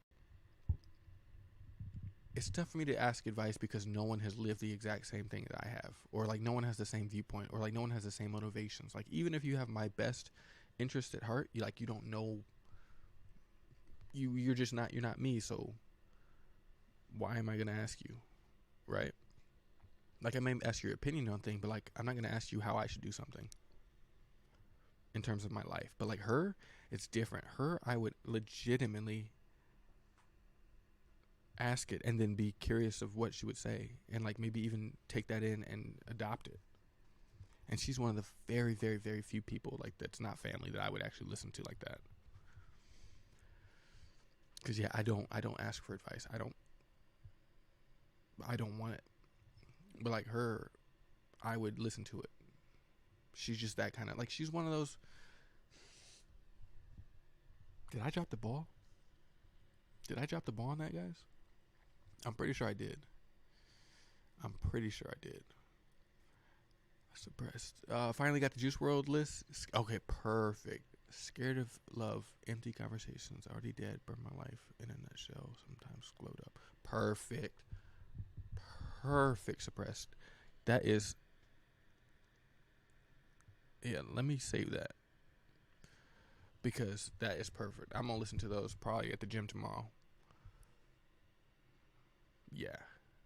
Thank you. That comes in clutch because, like I said, I've been trying to listen to Juice for a minute. I just have not hit the right ones, so I'm gonna listen to those. And yeah, I appreciate you.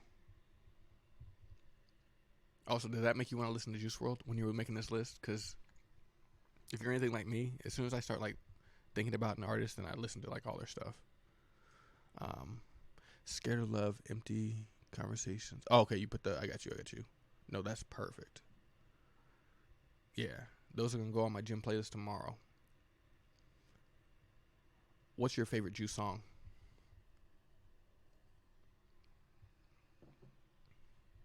Um, but yeah, thank you for that. That's awesome. Um, but yeah, guys, I think I goofed.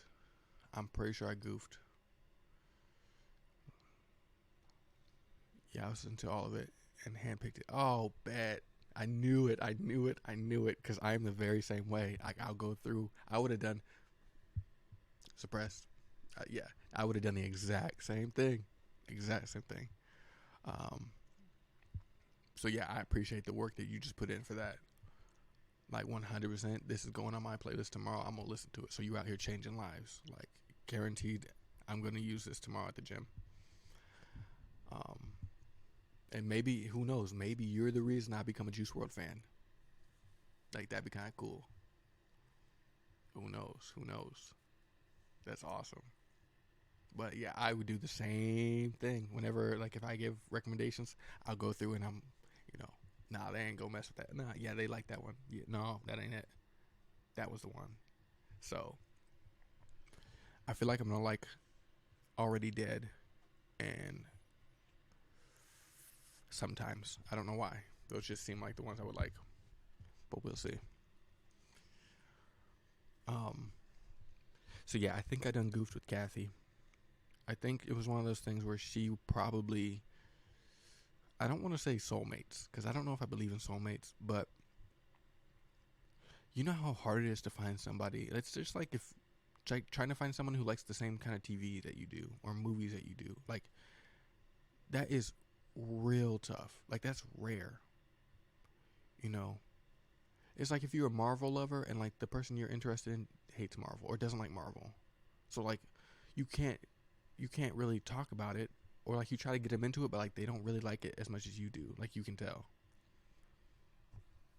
But like when you meet someone like a friend who likes it just as much, that's like a big bonding moment, you know. It's like i i, I can't explain it, but you know it. Like, and then when you just meet someone who naturally just likes the same stuff as you, it's just like, and I know I was just too young to, I just didn't have enough experience in my life to know that that's rare. So if you're out there and that happens to you, just know that it doesn't happen often. Meeting someone with this like same kind of taste as you in anything. Plus she was beautiful.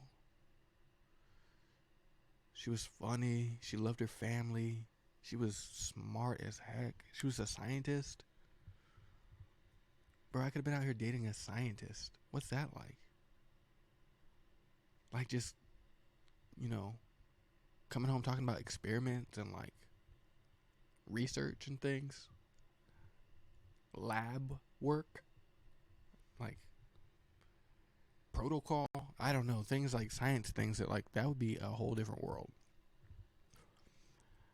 But and she liked good music, and she was just like, uh, I'm pretty sure I dropped the ball on that. That's something I do regret. 100%. 100%. Because she would have fit in so well with my family. Like I said, that's the dial for me. It's like if you can fit in with my family, then we can date. And she would have easily fit in. Like I know it. And like I said, she's really good. Like she loved her family, and that's another big green flag for me. Um, yeah. But the book thing, like that literary soulmate, that's a real. Oh, I'm getting like caught up just thinking about it. Cause it's like, you know how many times I've wanted to like just talk to like someone I'm dating or like even a friend about like a book I just finished or read. Um, but like nobody has read the book that I was interested in, or nobody really like, you know, it's like, but she was that, like, she was the one that would be like, yeah, I love that one, or nah, I wasn't really feeling that, but like she read it, she already knew what it was about. Like, I can't believe I dropped the ball on that one. Like, I'm not saying she was the one that got away, because there was another girl in college that, like, I feel like she was the one that got away. But Kathy from Charleston, she just, she was the Nora to my Nick, or she was the Nick to my Nora. Oh man, I hope she's all right. Like, whatever she's doing, I hope she's killing it. Like, she probably is. Like, she, like I said, she's brilliant. She's probably out here changing the world. You know, whatever she's doing. It would be hard to choose one specifically. Oh, no, that makes sense. Tales of the Toxic Unreleased. Okay, okay. I'm gonna listen to that one too. Okay, I like it.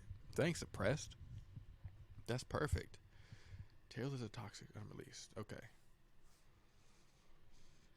Yeah. Okay. Maybe I'll be a Juice World fan. Maybe I'll get into that. I guarantee you I'm gonna like Juice World more than like Taylor Swift. Guaranteed. Guaranteed. And that's the last stray that Tay Tay's gonna get today. That's a hard phrase to say. The last stray Tay Tay's gonna get today. But no, I really appreciate that. I really appreciate that. That's gonna come in clutch. Clutch.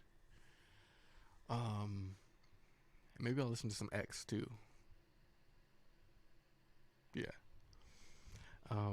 Have you guys ever had like someone who's got away, like the one that got away, or have you ever had someone who like you really connect with like maybe music or TV or movies or food, whatever it is, like on some level, sports. I don't know. It could be a friend. It could be like someone you might be interested in. I'd be curious to know because this is like just my personal experience. I'm just mad at myself for letting her like for not going up there that night when she was playing that song. I was like, that was the green light. I know it was the green light. You don't just play strangers in the night real loud after 8 p.m. and not expect like something's gonna happen. You just don't. If you don't know that song, go listen to it. Strangers in the night. It's so romantic. It's so like you gonna smush like 100%. It's a smush song. It's like that's what it is. I think I got detention in middle school for not liking T Swift. See, it's top to bottom. We got a corruption in the society. We got corruption in the schools. They're trying to get Taylor Swift for our kids, for our middle schoolers. Suppressed got detention in middle school for not liking Tay Tay. And that was her country days probably. Maybe even her folk days. I don't know. I don't know how old you are, Suppressed. You ain't got to tell me. But middle school detention for not liking Tay Tay, that's what they do. Come on. I'm 20. Yeah, see? Middle school. That was probably 10 years ago, 8 years ago. She'd have been, I don't know how old. I don't know. I don't like Taylor Swift like that. But college now. Okay, bet. T Swift. Ruining lives. Getting kids detention. Ugh. I'm so sad she's coming out with an album on Friday. And everyone's going to talk about it for at least 2 days. Ugh. I can't go online for the next, week. I guarantee you this, though. We're probably going to talk about it, or at least a little bit more. I don't know why she's getting strayed. Like, she's getting shots fired at her. I didn't intend to it. She just comes up. She just boils up out of me. I'm like...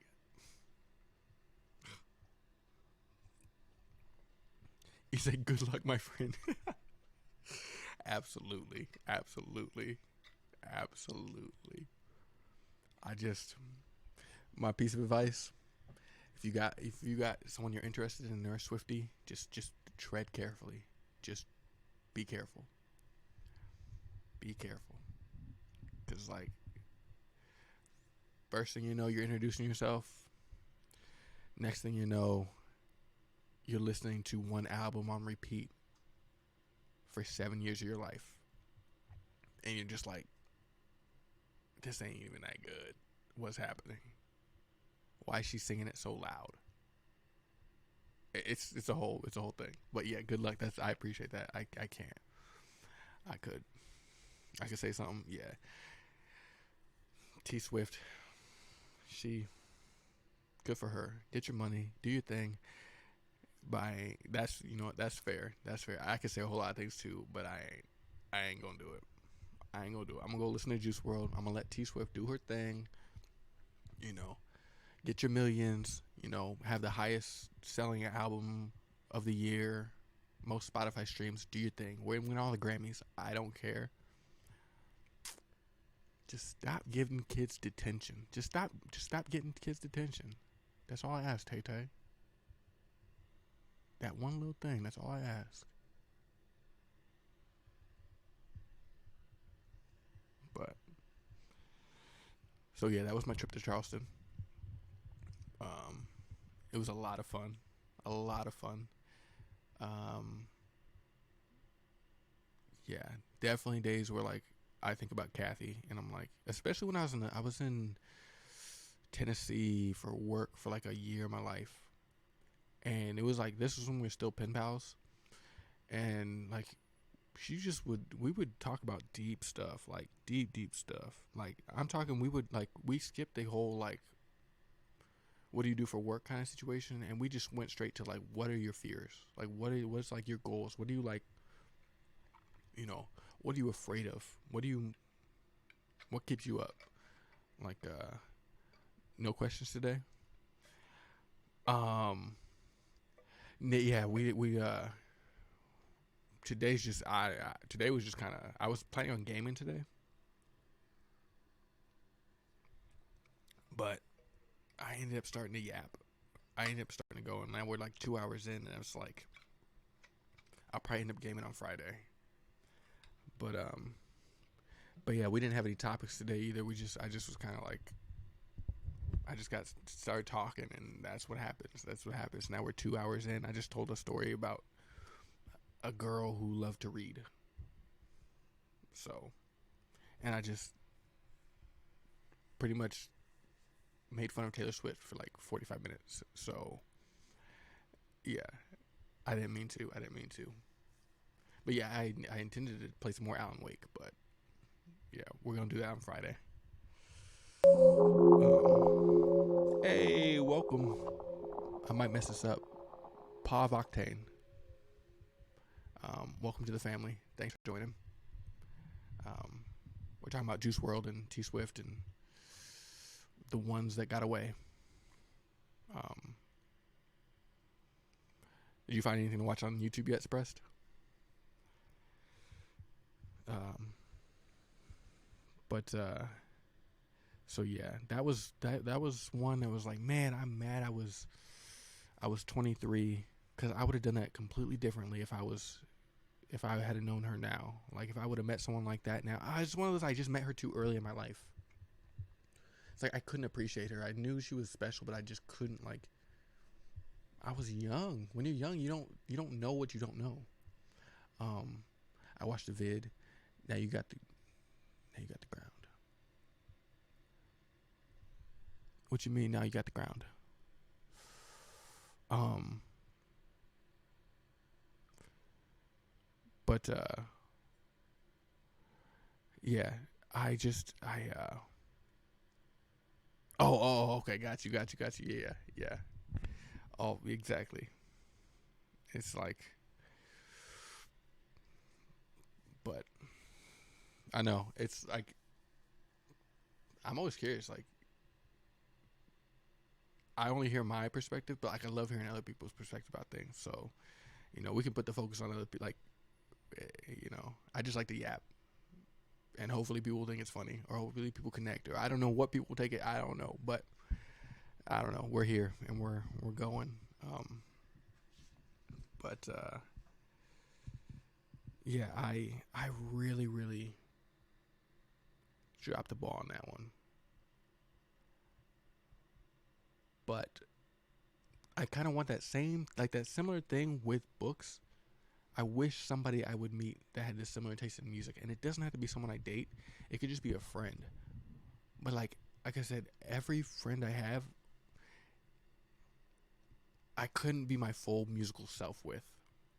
Eh, I like that one a lot.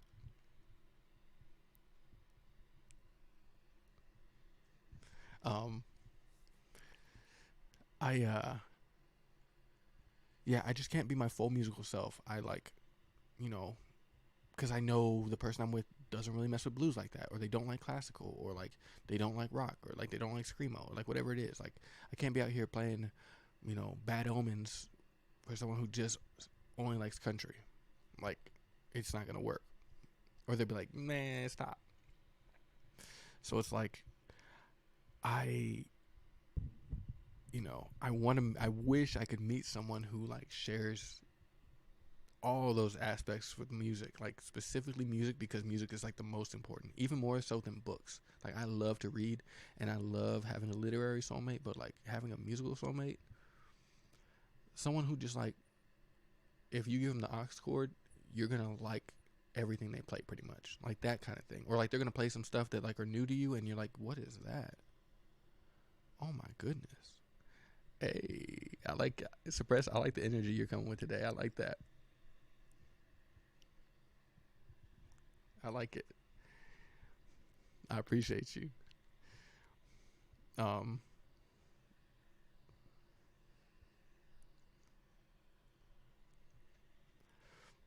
but yeah.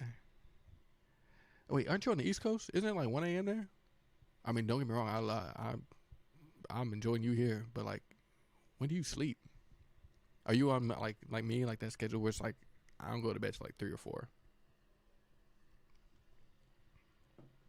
Um, but yeah, to find someone, like I said, I've met people who like have bits and pieces of my. Like I was dating a girl who she was really big into like folk music, and she actually introduced me to a lot of bands I listen to this day, like the band Camp, Rainbow Kitten Surprise. She introduced me to, like before they were even like, this was way when they were still underground. Like, um, she introduced me to just a whole bunch of bands, but Camp and Rainbow Kitten Surprise are like the biggest ones because they stay with me. Basically, one, I just have a bad habit of not going to bed when I have to. Oh yeah, yeah. Do you have to get up early, or like for what day is it? It's April, right? So are you in classes?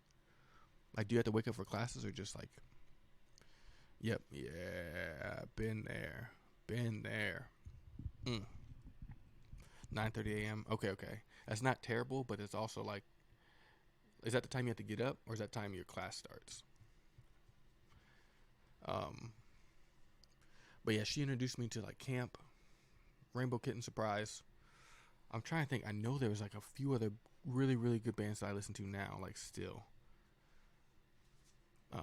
But so she was like my folk, like spiritual, like folk musical soulmate. But I want like the full thing. Class starts. Oh, okay. So you probably have to get up closer to like, I don't know, 8 a.m. I don't know. Yeah, that's. Mm, I feel you on that. I feel you. I feel you so much. I have.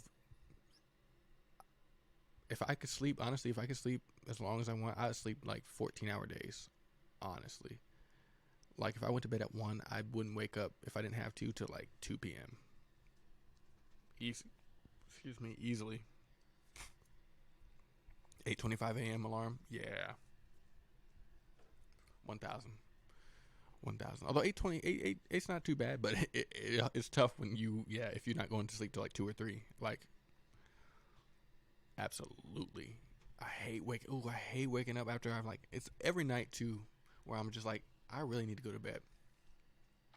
But like I'll catch something else. I'll catch like a, maybe someone streaming a little later. I'm like, I just want to see this scene or this like thing, or maybe I'm watching a K drama or like a TV show. I'm like, I just one more, one more, and then you look up and it's like 2 hours past when you need to go to bed, and you're just like, you just know the pain that you're about to feel the next morning. You just know it. You just know it. You're just like, oh well, I guess we're getting 5 hours of sleep tonight.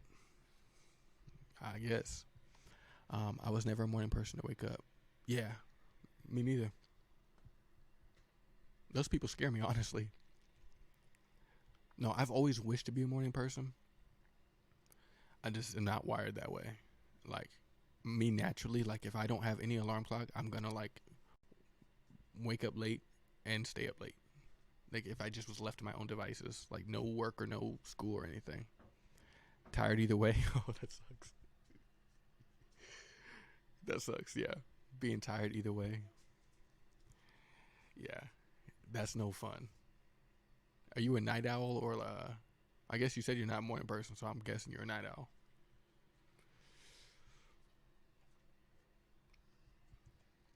Yeah, I could never.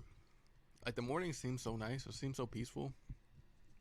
And there are days, especially when I'm working like a 9 to 5, where I'll get up at like 6 a.m. every day and like listen to music and get ready before work, and it's fun. But like, why is the morning got to be so early?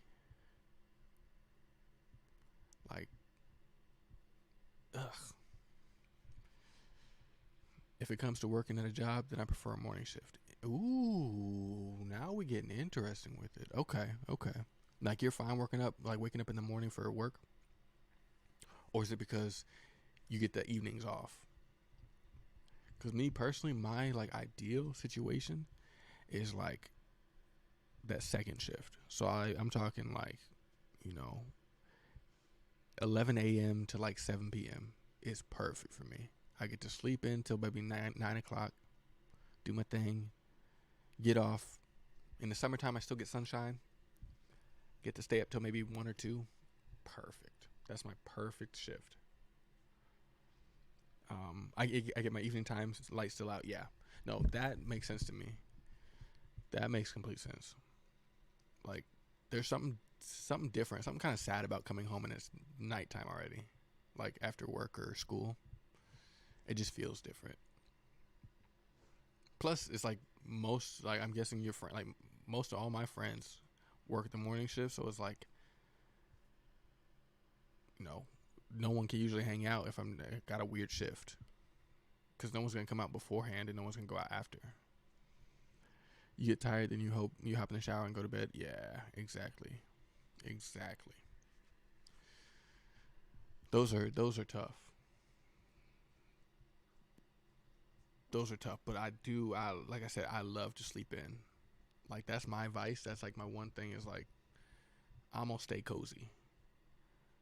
So if I can do that and still do my like 40 hours a week or whatever I'm working, sign me up. Sign me up. But if I don't have school to worry about, it'd be a whole. Yeah. What would you do if there's no school? What would that look like? Like, how? Yeah, I'm curious. What, like, are you sleeping all day? Are you staying up till like 6 in the morning? I remember right after I graduated school and before I got a job was right when I think one of the GTAs was coming out. And I remember for like a month straight, like my parents didn't care. They were like, yo, whatever you want to do, you just graduated, celebrate, take the summer off. Right? So that like summer, I did nothing. Like, I would be up till like, it was crazy. I would sleep and wake up when the sun went down. So I would wake up at like 6 or 7 p.m., maybe 8 p.m. And I would be up until like 11 a.m. and noon.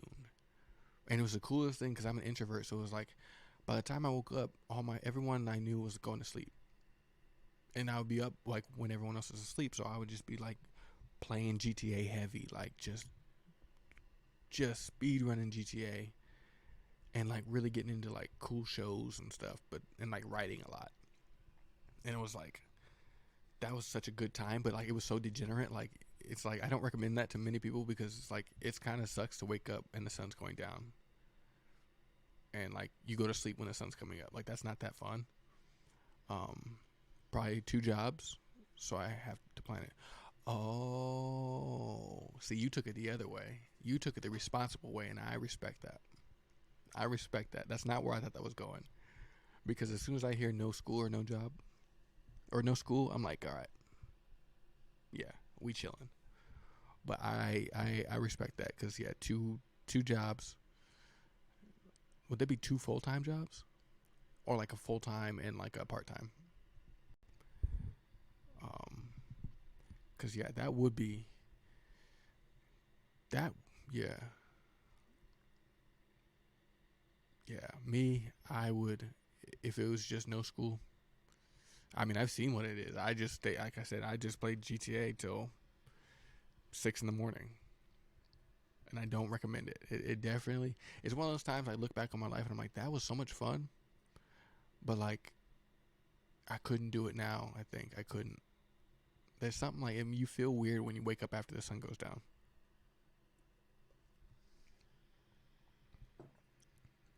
Maybe falling apart. Yeah, yeah. No, that makes sense. How much school you got left, if you don't mind me asking? Um, but yeah, musical soulmates, literary soulmates. Um, yeah. What time is it? Actually, let me. Okay, I just started in fall last year. Okay, okay. So you still got a good chunk. That's not bad. Yeah, you got a long road. Yeah, that's yeah. But I was just actually, you've kind of inspired me. Maybe I'm gonna shift gears and talk about because I was just thinking about my college days and like how it was cool. Sometimes I miss it because it felt like a bubble. It's one of those like I wish I would have enjoyed it as much or much more than I did. But yeah, let me. So for y'all, I'm gonna go feed my puppy real quick. So I'll be back in like 10 minutes. I gotta let him out and then feed him his dinner. But I will be right back, and we're probably gonna let's talk about college, cause suppressed. You've inspired me to I don't know talk about my just a few memories of my college days. Um, and like I said, there's no gaming tonight, but there'll be gaming Friday, and tomorrow will be K drama Thursday. But yeah, I'll be back in like 10 minutes. So hopefully everyone's having a good night so far. I'll be right back.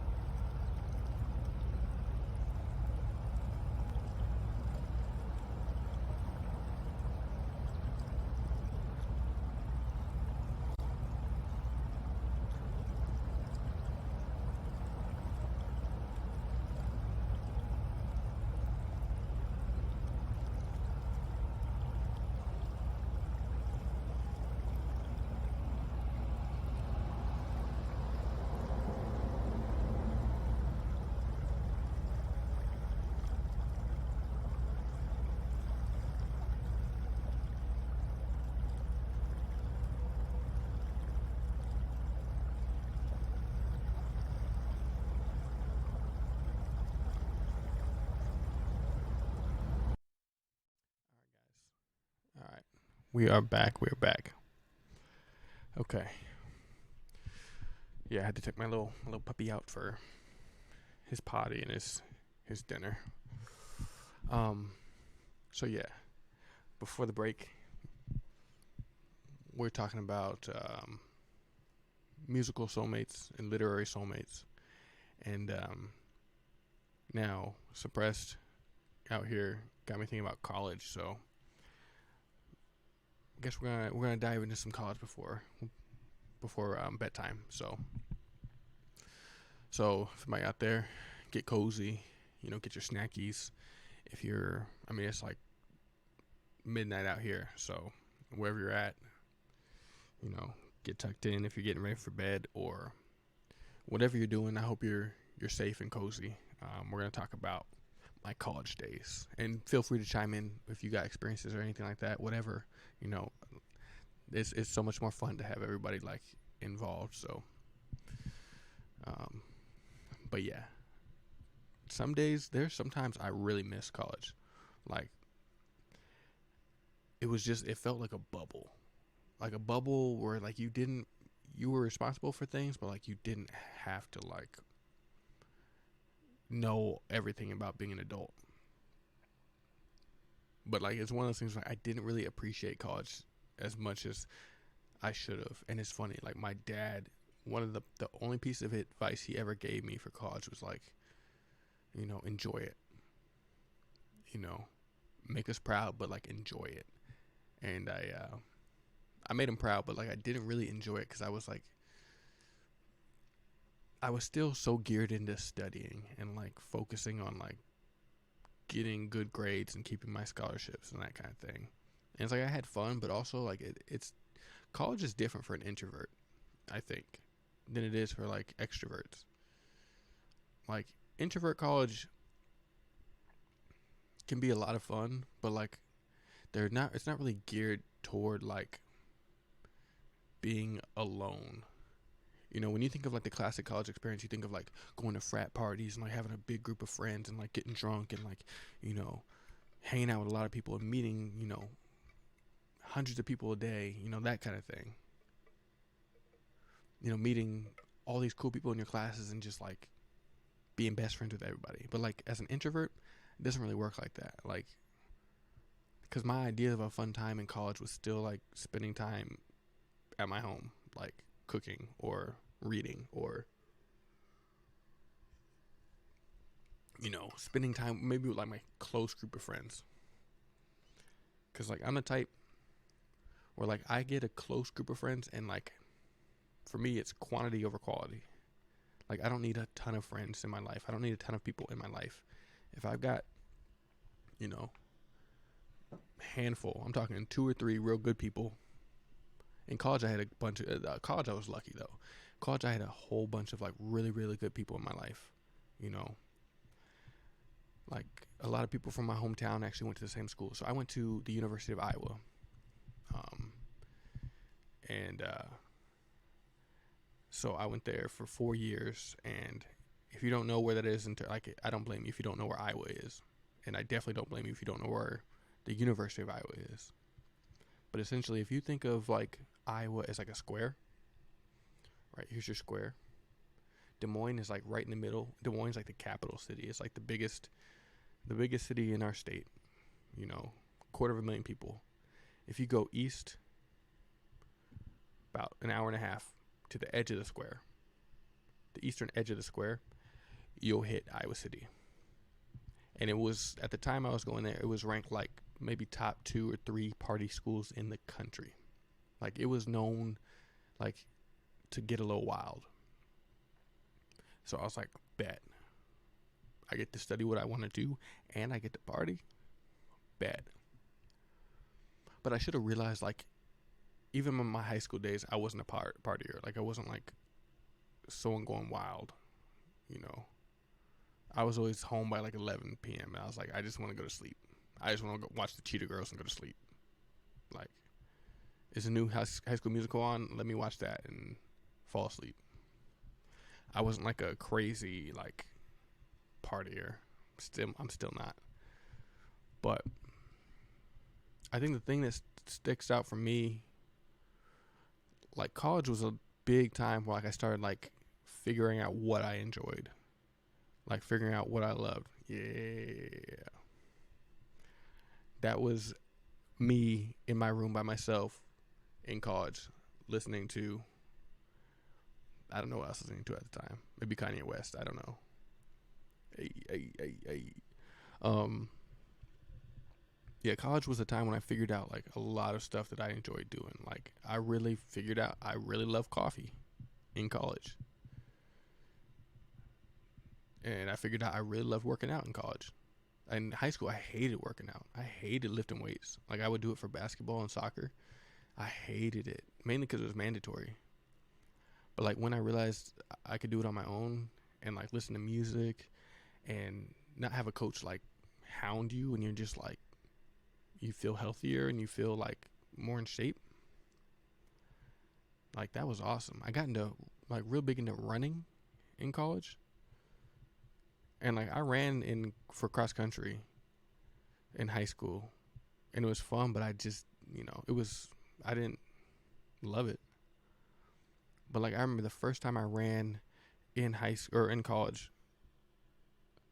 like right now I have those thoughts where should I continue because I'm getting stressed and having to deal with high school all over again? When will I get a break? Yeah, but at the same time I need the education for a good job. No, that's the toughest part right there. Is like especially in the middle of the semester too. That's when like this like because the beginning of the semesters are usually kind of like exciting, end of semesters are always just relief. But the middle of it, like where we are now, I mean, I think we're probably close to the end. I think, but like still, it's like, is it worth it? Because that stress is real. Like that college stress, like nobody really talks about it, but that nervousness for exams and like the weight of like wanting to do well and like succeed and just balancing everything. Like balance is one of the toughest things to do in college. Like to balance going to school and having fun and like making friends and doing things that you want to do versus doing things that you have to do, like and figuring it all out. And you're by yourself usually, or like you're on your own, or at least in a new setting that isn't high school. Like college very much feels like high school is like when you got the training wheels on, but then you go to college and like the training wheels come off and you just kind of like, okay, figure it out. You got to figure out your own resources. You got to do all this stuff. Like, so I get you on that. That stress, like, is it worth it? But then you're right. It's like these days, a lot of times they just need you to have some kind of like higher level degree to get looked at. So that's one that like you got to wrestle with on your own and see if that's like, you got to weigh the benefits. Me personally, although it was stressful, like sometimes those were like some of the most stressful days. I personally think it's worth it because it has opened up a lot of opportunities for me. Like, even though I haven't used my degree like directly, like just having it for some reason, just people will accept you quicker in like the job market. So that's just, if that means anything, that's just my take. But like, but then I do look back, but it's like one of those things, like the stresses of it, like it passes and you forget it. And then you can just be like, feel accomplished. Like looking back, you're just like, you don't really remember all the tough parts about it. You just remember that you did it. We are just in a society where they want to teach kids from age 4 to 20 plus more than the time we ever spent enjoying life on our own terms. Yeah, I know. And I like your mentality on that, because I feel the same way, where it's like, yo, we put so much pressure from the time we're 4 to the time, 20 plus. We put so much pressure on like needing to know how to be good at doing tests, or like needing to know enough of this knowledge that they teach us to like get a good grade or something, and not putting the emphasis on like, anything else, having fun, exploring the things you want to do, like figuring out what it is you like to do. I feel like our society would be spent so much better if we actually took time, maybe not in like grade school, because like that's like, foundational, how to write and like how to read and that stuff. That's kind of important. But like middle school days, really figuring out what kids want to do, what kids are good at, what kids are like, what their aptitude is. Like we're all different. We all have different things, and no one, in my eyes, no one's better or worse than the other. We just do things differently. We think differently. So it's like I've always felt like there should be more of a focus. Like I've read, I could be wrong, but I've read in like, okay, so by now I really am into like Korean culture and Korean like, but like from everything I've read, like they kind of figure out middle school. They kind of place you. That makes sense to me. They place you in things that you're interested in or that you're good at, and like try to help you succeed in those ways. Like for me, if we would have done that route, I would have probably done something with math, because like I got really good at math, and like I probably, if they would have like pushed that in middle school, I would have probably went something with math related, and like I could be really good at math, honestly. That's just something I was naturally, like, it came to me when I was in school. But like that could apply to anybody in anything, like reading or, mechanics, or like building things or figuring things out, like swimming. It could be anything you're good at. Like, but we just focus so heavy on just tests and like, can you score well on this? At the end of the day, it's just a piece of paper trying to define how smart we are. Exactly. And that's one thing, like, I hate that it is the way it is, but it's also like it's the way it is. Like, it's a big reason I got my degree, is because at the end of the day, I have had several times where like it got my foot through the door and in like places that like they wouldn't even look at me, even though personally I don't think that piece of paper is as valuable as we make it. Like, I don't care what school you went to. I've known the dumbest people in my life to just get degrees. Like people that like I wouldn't trust with my dog. Like people that like, they are not good people. They're not like, and I've met people who don't have a degree, who dropped out of high school, who great people who like would be so good for our society. Like it's just like it's not just because you get this degree like, oh, now you're a good person, now you're smart, now you're worthy of society. Like it's, for me, it's just not a good litmus test on like who you are as a person. But unfortunately, like a lot of workplaces, like that's kind of their bar. I mean, I guess it does show that you can finish something, you can show up, and but I've met so many people who just did the bare minimum in college and like had no work ethic, but they got their degree because they just skated by, and like now they get to say it. You can agree that school is all about memorization of information to express on exams. Yeah, exactly. They're rich people that didn't graduate high school. Yeah, exactly. It's like, it's just, I guess the way we set up society is like, and a lot of it's money. I know. It's like, how much money universities bring into states, like it's a big money making thing. I don't want to get into like, because like I said, I'm not a conspiracy theorist, but like money drives a lot of it, where it's like, if we didn't push people to get degrees, the universities would be missing out on millions. Like these institutions would be not making money, and that's what they want to do, is make money. And so it's like, that's a big part of it. And you're 100% where it's like, they just push memorization in high school and even in college.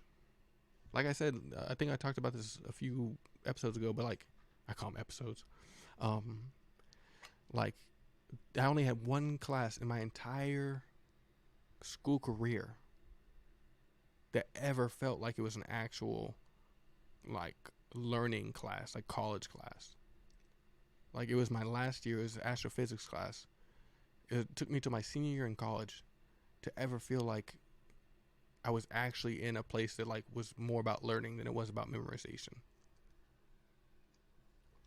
Every other thing was just angled toward passing the test.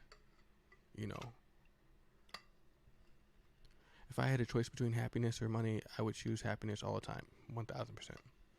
1,000%. I wish you were here yesterday. That's exactly what we talked about. We talked about money motivation. Oh no, you were. It was just before. I think it was before you came through. I was talking about money.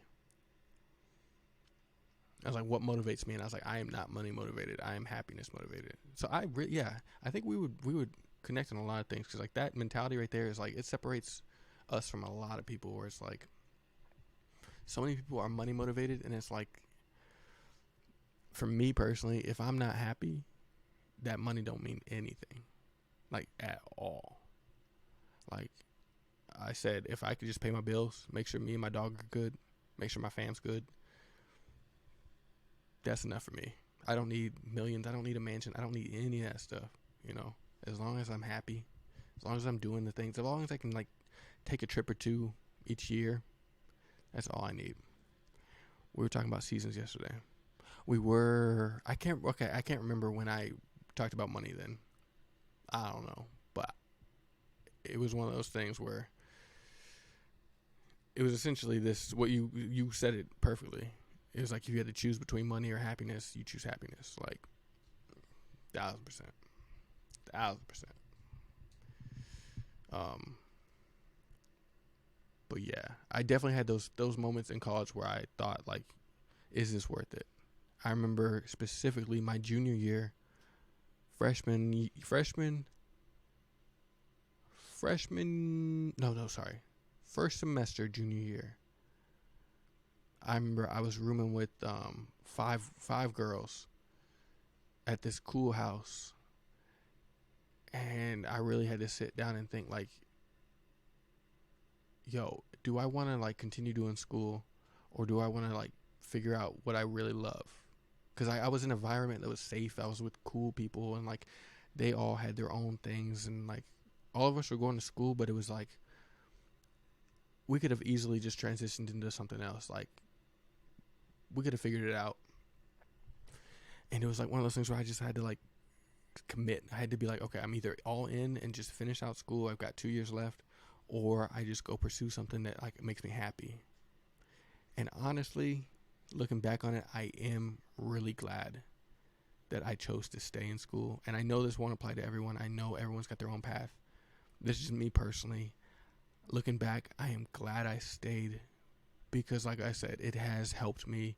Like just having that piece of paper, whether it means anything or not, like has opened doors for me that like I wouldn't have probably gotten open to me otherwise, which is unfortunate because I'm just still the same person.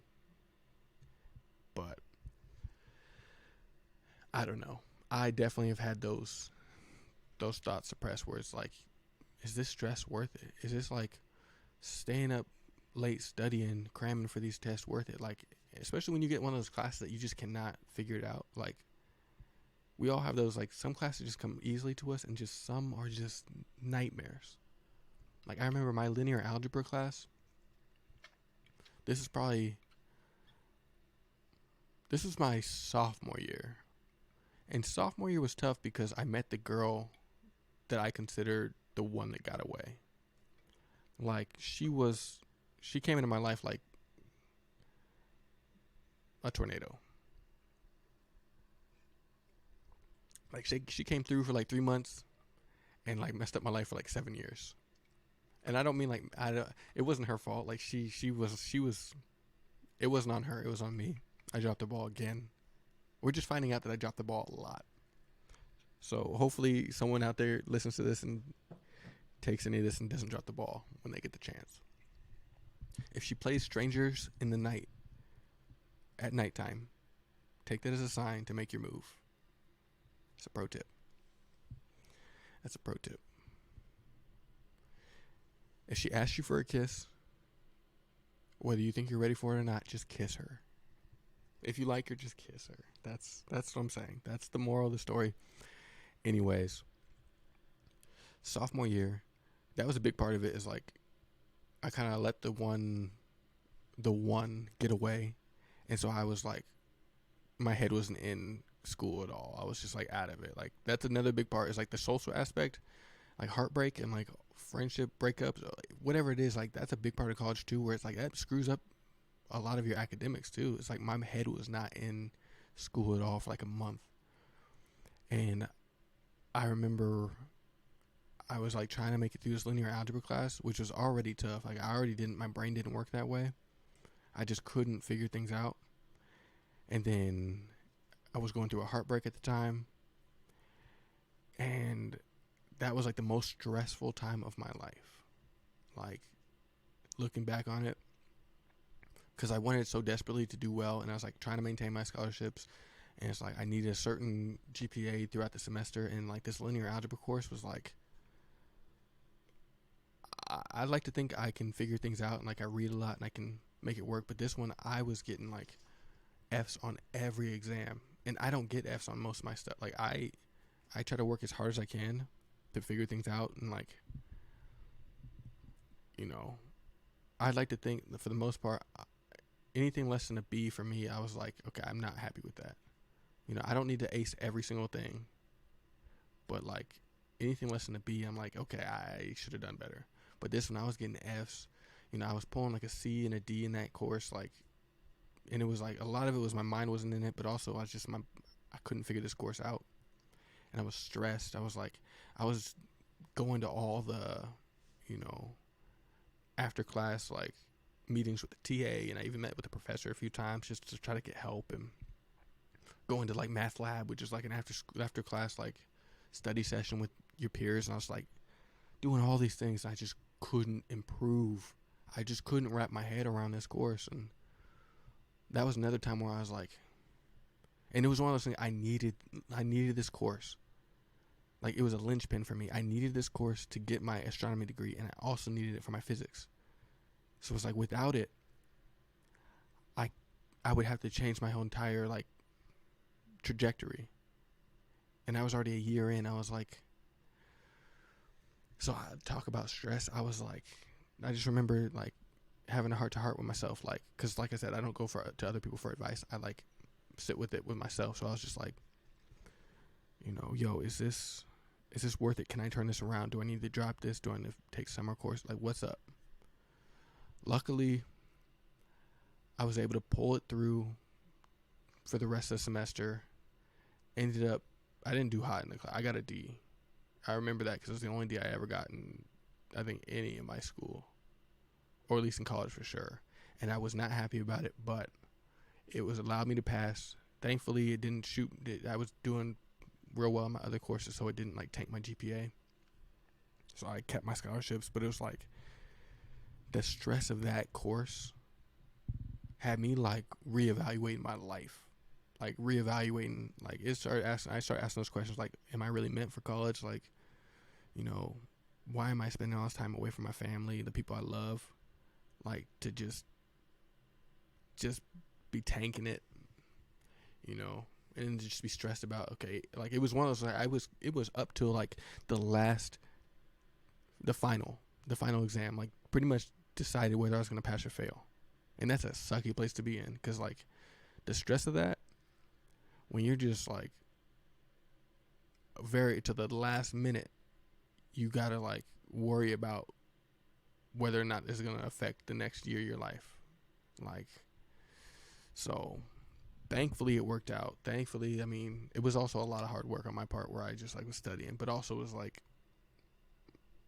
it just worked out, and I pushed through it. And like I said, it could have gone a whole lot differently. If I would have failed that, I would have had to reevaluate I would have done it. I would have tried to make it work, but like I would have had to take summer classes and then like navigated that whole thing, and like maybe I wouldn't even have stuck with the same degree I got. But like that stress is real. That like questioning yourself is real. It's like, is it worth it? That's yeah. So I feel like that's normal. Like there's that doesn't make it any easier that other people are dealing with that, but like it's definitely a common theme. And it's one that just you gotta navigate by yourself. Like you gotta navigate. If you got people around you can like bounce ideas off of, that's perfect. But like me, I was always like solo, like just focused on myself, like not in my friend group. Like I'm not selfish in that way, but like when it comes to like my future and my my path, it's like I just lock into what I'm thinking. And so yeah, but it's tough. It's tough. Ever since I got into college, I got more white hairs. Yeah. Yeah. That's tough. I feel that. I feel that. The thing that helped me the most, I think, I don't know, if I remember right, you said you were an introvert. Like for me, I'm also an introvert, but like I met some pretty good people in my classes. Like it wasn't like anything crazy. I just met like one or two like real cool dudes that like I was able to, hang out with after class, or like if on the weekends if I wanted to, like where kind of like just having people around me like help me like de-stress, or like they could be like, yo, let's go play some poker, or let's go play some video games, and we just do that, which helped. But yeah, that stress, I feel for you like that. I feel for you. But if it helps you at all, in like 10 years, you're going to be looking back at this time and you're going to be like, it's not even going to be that big. And I know that like sometimes that doesn't help, but like for me, that's like what helps me is like just realizing in 10 years, like it won't be as big to you as it is now. Doesn't make it any less stressful while you're going through it, but it's just like that kind of perspective of like, it's going to be all right. It's going to be all right.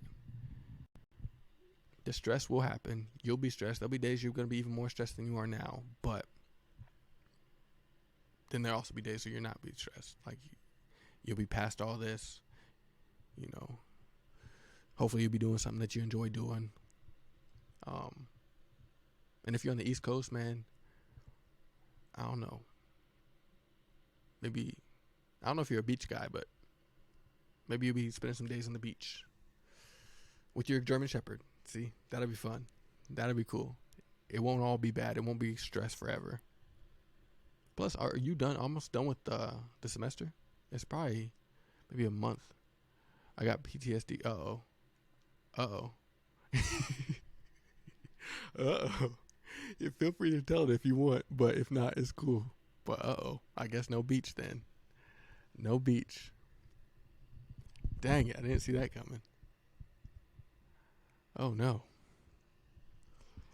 I'm trying to think of my favorite like memories from college.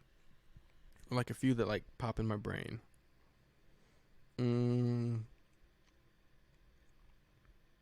Let's see. Oh, okay. I remember one of these days we're gonna talk about the one that got away. I think I don't know if I've shared this on YouTube, but she was before my literary soulmate. Like she was before Kathy. Her name's Rihanna. And she was the one that got away from me. Like, and I don't think she knows it. That's what's wild. Like she was the girl in my sophomore year that like had my head all messed up. Like it had me not focusing on linear algebra class at all. But we'll get into that. That's for another story. That'll be like on our, maybe like I'll do a dating segment or something. Also, what popped in my brain is, eventually I'm gonna get it to where we can, probably start like putting out a poll or something, or like or submissions. I'll probably put like some submissions in my Twitch page, so you guys can submit questions or Q&As or like topics or whatever things that like interest you, or like if you want to know anything about me, like I'm an open book, so feel free. Like I'll put that in there where you can kind of just ask me anything, and I don't care. Like I'm not one of those like literally you can ask me anything. It does not matter to me. I'm not gonna be like, oh, that's gross, or like it's one of those. If you ask it, as long as it's not too obscene, like then we can talk about it. We can open it up. Like you've seen what I do. I'll take a topic and we just talk about it for the next 3 hours. So if that's something like you guys would be into, something to be fun, like I just thought about that, like having like an ask box kind of situation where you can just ask me anything. And I don't know if they're anonymous, so I don't know. Like, just keep that in mind. Like, I don't know how it's set up. Maybe I'll find one that's anonymous, but then I know those questions will be a little bit different. Like, if you don't have to attach your name to it, like, I know those questions will be, I know there'll be some weird ones. I know. And that's okay. It's okay to ask them. I don't care. But I can't promise that it'll be anonymous, so maybe just keep that in mind. But I thought that'd be really fun, especially as we grow a little bit, you know, getting different perspectives and different like questions and so yeah. But yeah, college, we won't talk about my dating, I think, in college. I say dating like there was a bunch. It was like two.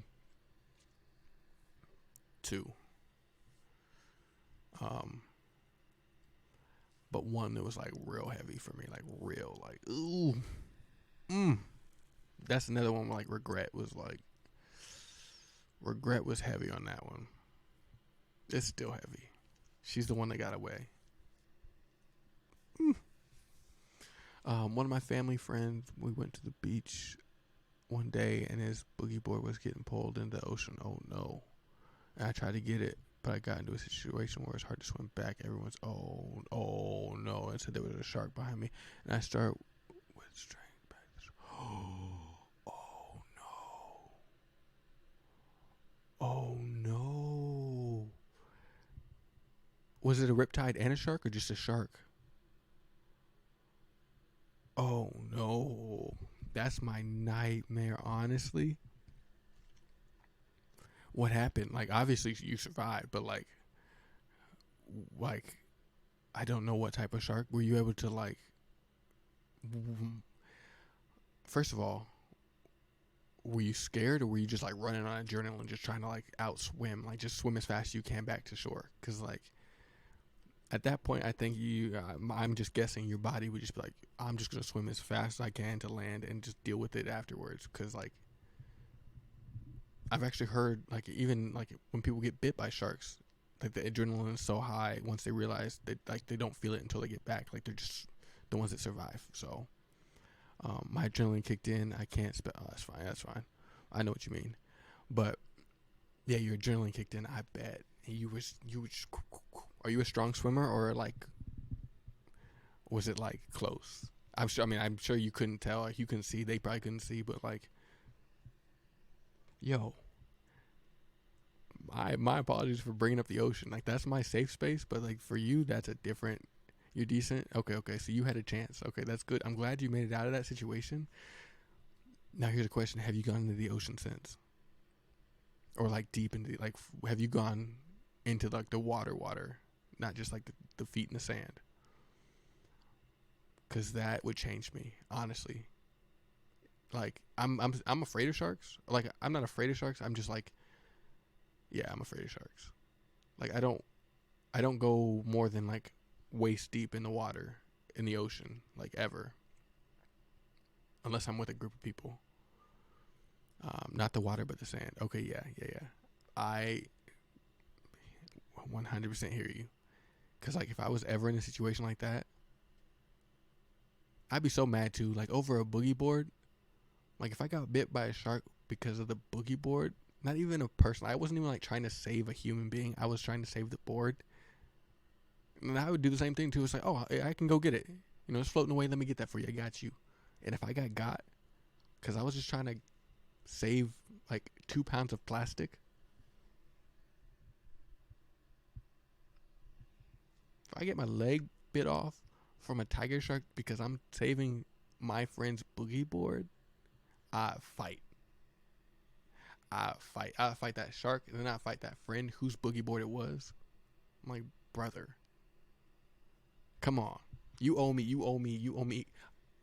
boogie boards and a leg. Come on. The current was pulling. Imagine that. I'm glad it wasn't that strong. Yeah. I would also die today. Yeah, that's wild. That is wild. Like you've had some brushes. Like if if that current was like real strong and you couldn't get back to the shore, two close calls. Okay. That's dang. That's close. Oh no. So okay, so for me, the ocean, like the beach, is like a safe space for me. That's like a almost like free therapy for me. Is that not the same for you? Like, I'm assuming this kind of affected your outlook on the ocean now, like the beach. Also, how old were you? Did you say? Because like it's one of those things. I mean, it would affect you no matter what. But if you were younger when it happened, I feel like the stuff that you experienced younger that traumatizes you, just that never leaves. Like like that stays, or like that makes it tough. I was a teenager. Okay, maybe like 14. Still, because it's like one of those things. If that happened to me now at 30, like I'd be fine. Like I'd be like, I mean, it would still be scary as heck. Like I would be like, okay, maybe I'm not gonna go to the water, but like I wouldn't like it wouldn't. I would still go to the beach all the time. But like if I was a kid and that happened, or like a teenager and that happened, I'd be like, I probably would be like, no beaches for me. I want to try a tropical beach. Ooh, okay. Were you doing East Coast beaches? Um, those clear waters look nice. Yeah. Plus, you can see if there's sharks in there or not. You can do a quick scan and you're like, I'm good. And you'd be like, no boogie boards, nobody boogie boarding. Surfboards are nothing. Um, yeah, those waters look nice. Absolutely. I want to go to. I do want to do some tropical travel, like Aruba or like some of those like Central America like beaches look real nice, or like the Caribbean, whatever those are. Like those look beautiful. Yeah, exactly. Same page. Yep, those look amazing. But man, I remember one time I went surfing, like in Hawaii, and the only reason I went surfing was because there was enough people. Like there was like maybe 20 of us. Cause that's one of those things I could not go more than 10. No, maybe like 30 feet into the water, if it's just me. Cause of that exact scenario. Like if it ever comes to where like there's a shark in my vicinity, I'm probably gonna get got.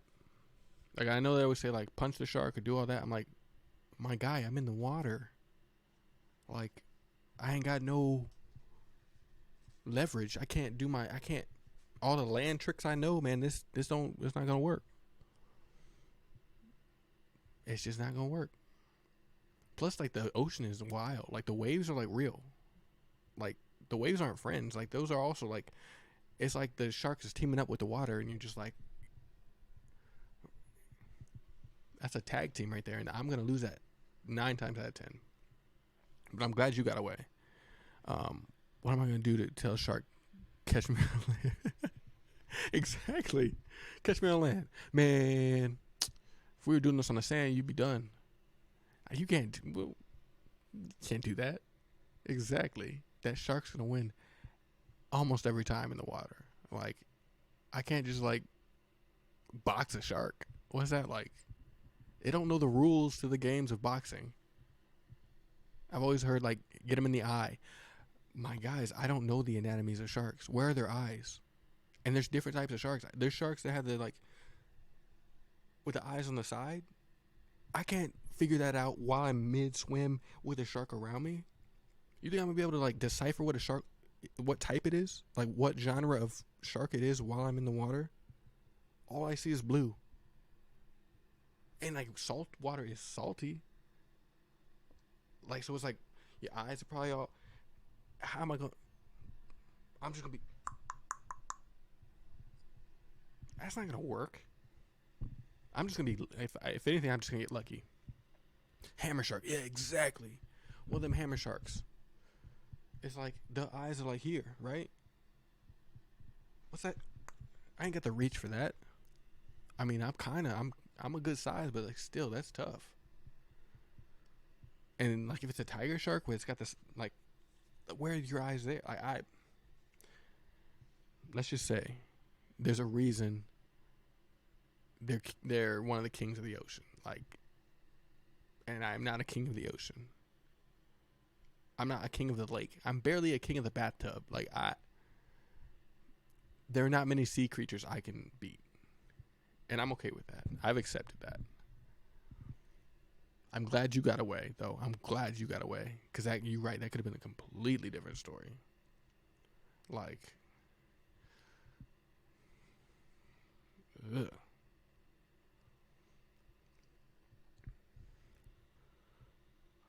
But sharks, although I will say sharks are so interesting to me.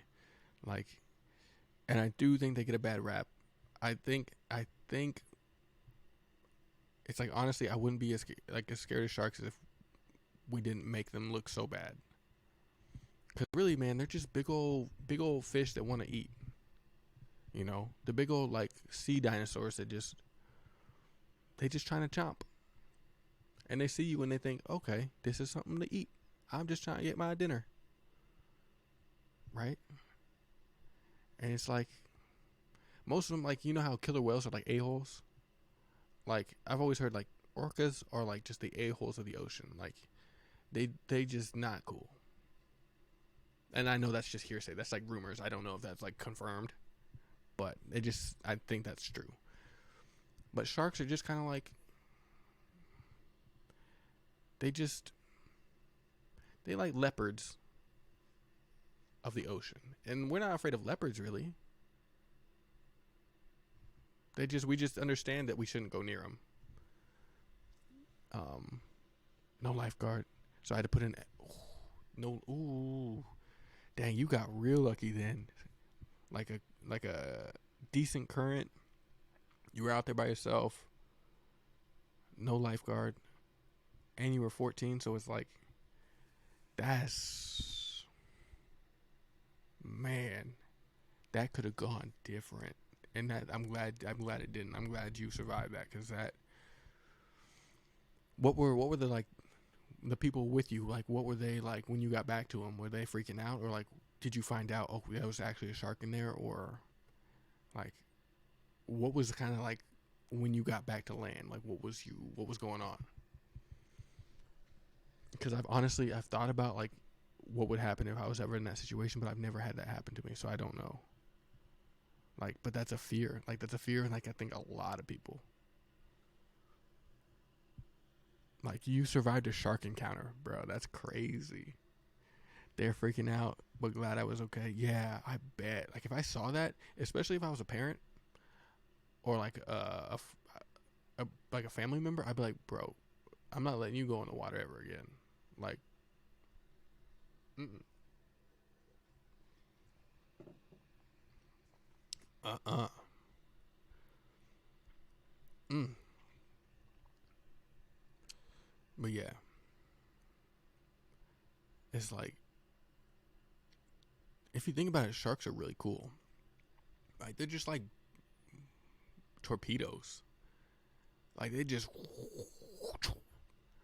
like, and like the science behind them, like where some of them have like, they can detect like, you know, different things like electromagnetism in your body. Like, they can sense like your pretty much your body waves, like your, like they've got heightened sense, like like they can like sense blood in like something like, I don't even know, something parts per million, like something crazy small amount of blood they can detect from like pretty far away. Like, the science behind sharks is so cool.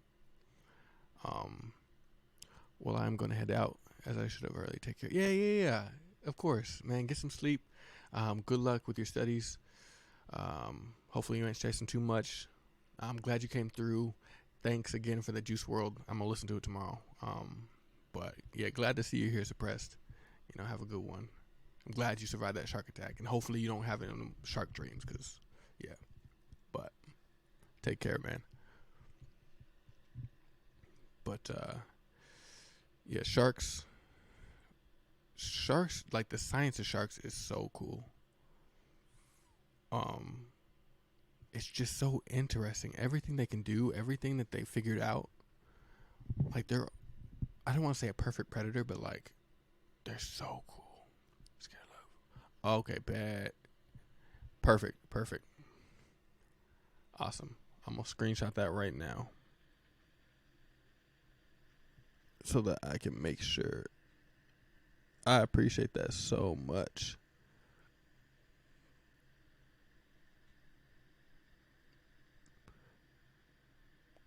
Cause yeah, I'm gonna listen to it at the gym tomorrow, and see which ones stick out to me.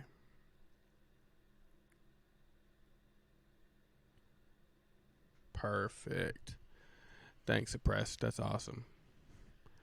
Like I said, maybe you just made me a Juice World fan, so that'd be cool.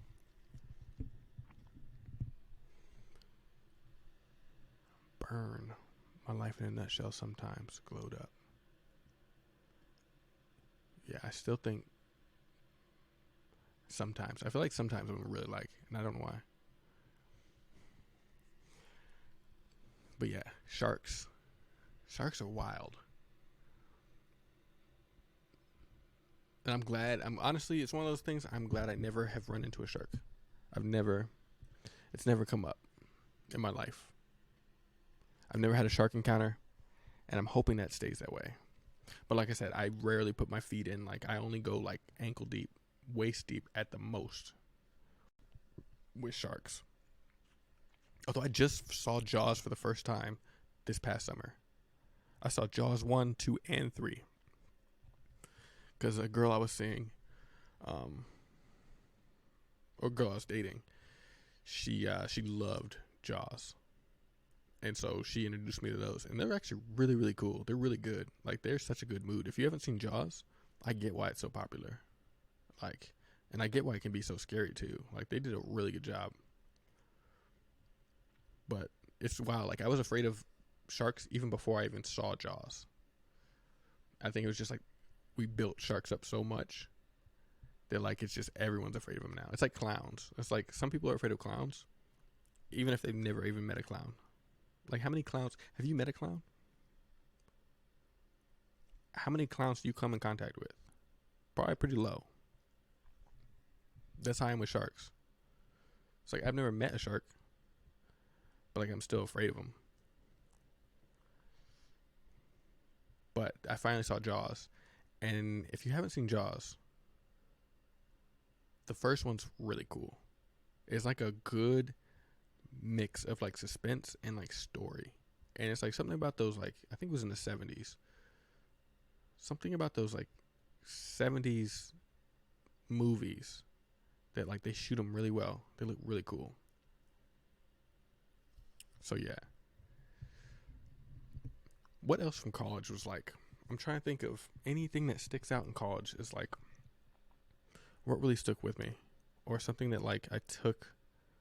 Like I said, I really got into my routines in college. I really figured out I love coffee.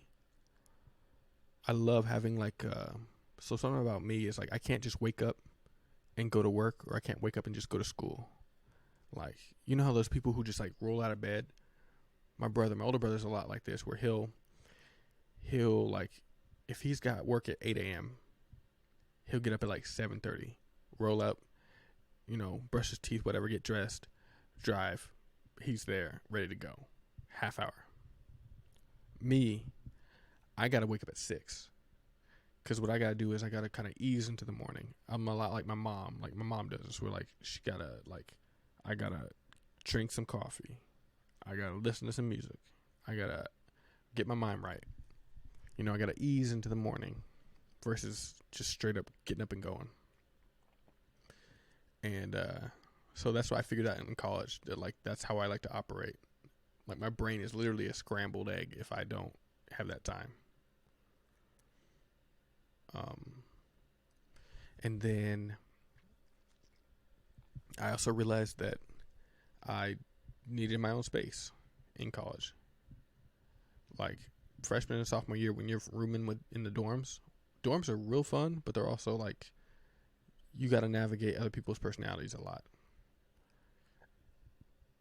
and that gets tough, especially when you're a 17, 18-year-old introvert. It's like tough to navigate having to live with a stranger or even living with a friend. It's like it's tough to do. And so I realized like my freshman and sophomore year that like, okay, this is fun, but this is not what I want to do forever. Like I need to have my own space. And that got better once I like moved into a house with the girls my junior year, because I had my own room, my own bathroom, and it was like I had my own space I could go to, which was a lot of fun. And like I would not trade that time for anything. But I also, even then, and my senior year when I lived with all guys, it's like I realized, yeah, I'm much more meant for like a solitary like existence, like just me and my animals. I'm much like I always thought like I'm much like a cat, where it's like you stick me in like a room by myself and I'm good. Give me a litter box in the corner, I'm good. Also York mints. Do y'all mess with them or not? They're like my favorite. I love mint and chocolate together.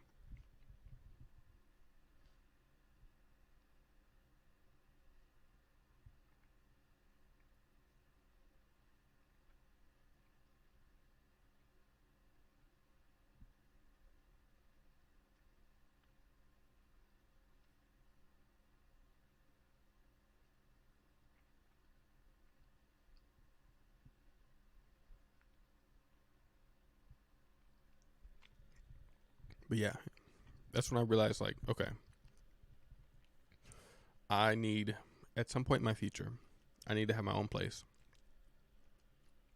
Just me where I can, retreat to. Because like a lot of times in college, you go have like a stressful day. That I got mint in my teeth.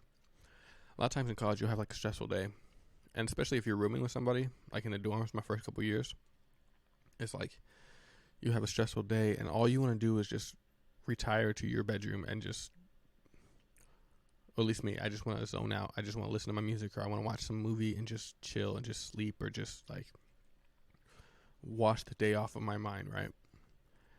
But like when you room with somebody, it's like after a stressful day and you come back and like then you gotta like either navigate their day, like if they're having a bad day, then they'll be in the mood, or like people always want to know how you are, and it's like, bro, I'm just tired, but I don't want to tell you that. I just want to exist and just be in a room by myself. And like my favorite thing to do after a tough day is to come home by myself, take a shower, get into some cozy clothes, and then put something like yummy in my tummy, and then watch a few episodes of TV and then like go to sleep. No interaction with people, no talking, no texting, no nothing. That's how I want to spend a bad day. That's how I recover. I don't want someone asking about how it was, because then I have to relive it. I just want to like wash the day away and go to sleep. But it's like I never felt comfortable to do that when I had roommates, or like, or at least in the dorm, like the first 2 years when you're like literally in a room. Like it's crazy. You spend all this money for school, but they just give you a box to live in with someone else. Like had I been by myself, I'd been fine. But like two people in a 300 square foot room for a year, like that's wild. It got better my second year because I had more space. I moved into a bigger dorm with like separate areas. Like the sleeping area was just one room, but then they also had like a study area that was connected, and a kitchen area and a bathroom area, which is cool. It was much better. But still, even then, I was like, my future needs to be one where I have a place of my own. And like, honestly, when I got my place of my own, best thing ever. Because on those bad days, I could come home and just turn my brain off, not have to talk to anybody, not have to interact, not to explain myself. Like, it's a big reason why I'm single a lot too, where it's like, I don't like to, or at least I don't like to explain myself or explain my day or explain why I'm feeling the way I'm feeling.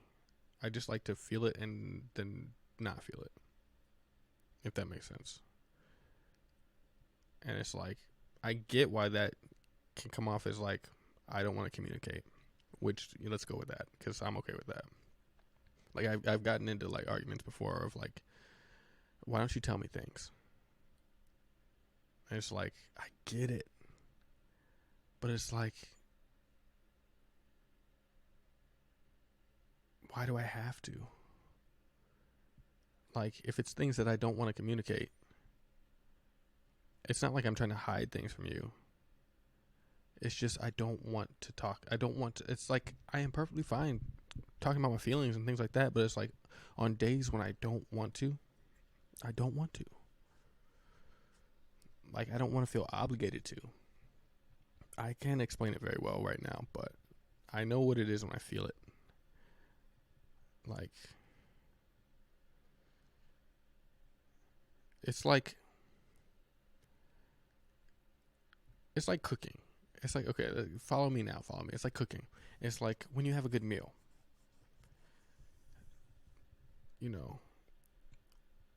and someone asks you, hey, what's this meal? You say, hey, it's lasagna. Awesome. But then they could ask you, like, what's in this meal? And then you have to list all the ingredients, and you have to, and then they're like, how did you make this meal? And you're like, step by step, all this stuff. And it's like, that's the part I'm like, I'm cool with just being like, yo, it's lasagna. Like, I just not feeling great. And then we leave it at that, and I go shower and I go to bed. But like, when you like want that step by step, like, how did I get to this point? What exactly I'm feeling, what all, it's like, bro. And then if I don't tell you it, then I'm like being guarded. It's like, no, that's not how I like. I like to think I know myself pretty well by this point. And it's like, that's not how I like to like diffuse situations, or like, that's not how I like to feel better. I don't explain. Like, I live it and then I don't live it anymore. But like, these days, if you're going to be with someone, a lot of times you got to explain. And it's like, so I get it. I get it when people I'm dating are like, yo, you need to tell me the things that are in your brain. And I'm like, yeah, but that's not how I feel closer. Like, I don't feel closer telling you the things in my brain. But like, it sucks because maybe that's the way they feel closer. Like, I know it, actually, I've been told that. It's like, that's how they feel closer to me. It's like me telling them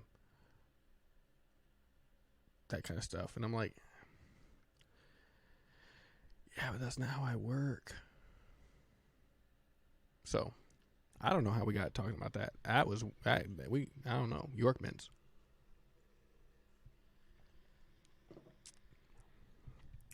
But yeah, I'm always curious as to how people like to communicate. And it's one of those things where I can do it as friends, like if it's friendships. But like, once you throw that romance in it, the romantic side, I still have not been able to figure that out. Like, I have not been able to figure out like a way to like navigate that. Which has led me into like it's been kind of tough sometimes, where it's like, it'll lead to arguments or miscommunications or things like that, where it's just like, I come off as like I don't tell people about myself, which is true. But it's also like, if you're just with me, that should be enough. Like, if you, it's so interesting. It's so. If you guys got any thoughts, let me know. But like, for me, it's way more than enough to just experience life with me. I don't want to explain myself to you while you're experiencing life with me. Like, does that make any sense? Like, I don't know. Think of me as a cat. Like, as a cat, cats don't explain anything to you. They just are with you, and you love them, and you feed them. You give them love from time to time. That's enough for them. I'm like a cat. That's enough for me to just be in your existence, be around you, enjoy your company. Not explain every single thought in my brain. Not explain every single motivation. But don't get me wrong, like, I love those deep talks. Those deep talks at night, especially, like, when you're laying to get together in bed or whatever, wherever you're at, and it's like, well, for me, when I work at 9 to 5, it's like, this is like 10 p.m., right? Or 11 p.m. And you have those deep talks where you're just like talking about everything. I love those. Don't get me wrong. I love that. I'm specifically talking about, like,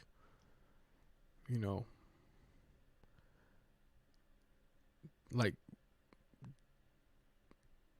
maybe like a bad day will happen or like a stressful day will happen. And like, it's wild because I get it. Like, when I am dating someone, I want to know about their stressful day so I can make it easier, or I can like recognize the signs of like what they look like when they're stressed. A number of different things. Like, I want to know these things, so I get it. They want to know these things because I'm the one on that end, right? But like, it's tough because that's not how I recover.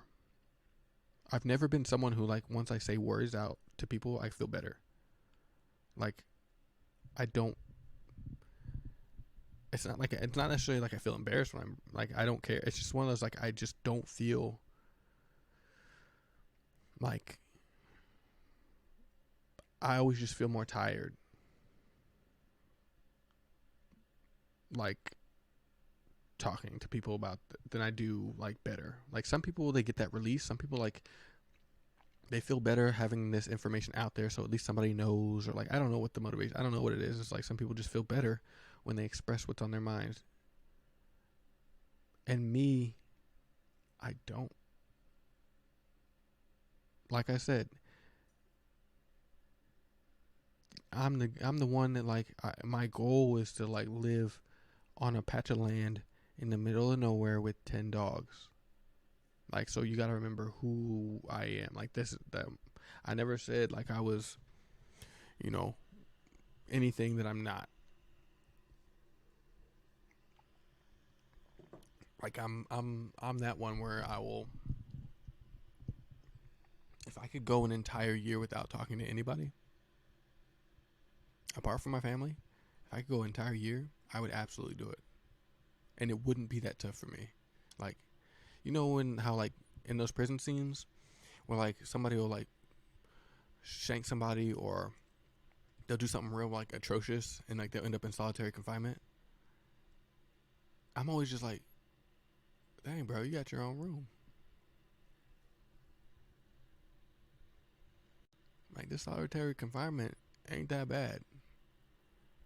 Now, I know that's just a joke because it's solitary. I know that messes with your mental. Like, that's not good for people to be like that. Like, but some days I'm like, that would be kind of nice. Honestly, just sit in a room, not gotta think about anything. Honestly, I think I got some sleep issues or sleep deficiencies, because like, I would honestly sleep for like 15 hours of those days. Like, 15 hours of the day I would sleep. And then let's just say 2 or 3 meals, 2 or 3 hours of eating. So we had 18 hours. So I need to kill 6 hours. Easy. 6 hours a day. Easy. I would probably end up thinking about Pop-Tarts for a good hour. I'd probably think about sharks for like a good hour. I would take a nap, which kills 2 more hours. And yeah, I could definitely take a nap after 15 hours of sleep. No question. No, not even a question. So I got to kill 2 more hours. One of those hours, I'd probably be thinking, man, I'm really, really glad that I don't have a roommate right now. Like, you know, a prison roommate. Cellmate is the word I'm thinking of. I like prison roommate. I like my prison bunk pal. If you think about it, prison's just forced slumber party.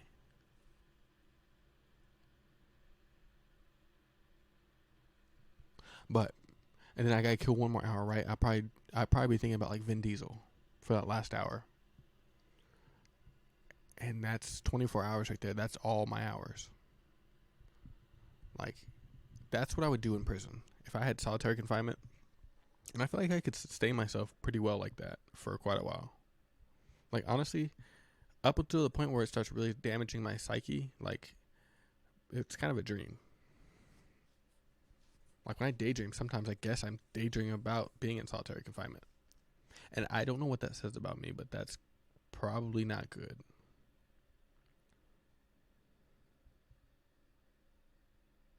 And I don't know what's more troubling, the 15 hours of sleep or the hour of Vin Diesel. But I'll let you decide on that one. So yeah, it's just life's constantly about learning about yourself, right? And like you get put in different situations that you didn't know how you'd react, and then you react and you're like, oh, I guess that's how I handle something. So my last relationship actually, like, that really showed me a lot. It was like, how do I respond to things, or like how do I come off? Because like a lot of times you're just being you, and you don't know how you appear to other people. You don't know how other people react to what you say or don't say. And like it really like kind of held up a mirror to myself, where it's like, yo, I get it. Like, I wanted to hear all about her stuff, but like I was never offering up my own stuff. And it's like, that could be like probably lonely for her, or like isolating her, like feel so one-sided for her. But it's also like my natural state. Like, it's work for me to have to like, it's wild. It's like, I'm an open book. That's the thing. I'm an open book. If you ask me, like, I don't care. Like, I'll tell you anything.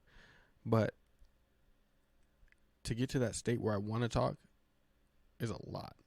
So that's the issue that we're running into. It's not that I don't mind talking about anything and everything. You know, I don't care about, I'll tell you. But it's like getting to the point where like I want to actually open up. That's the struggle.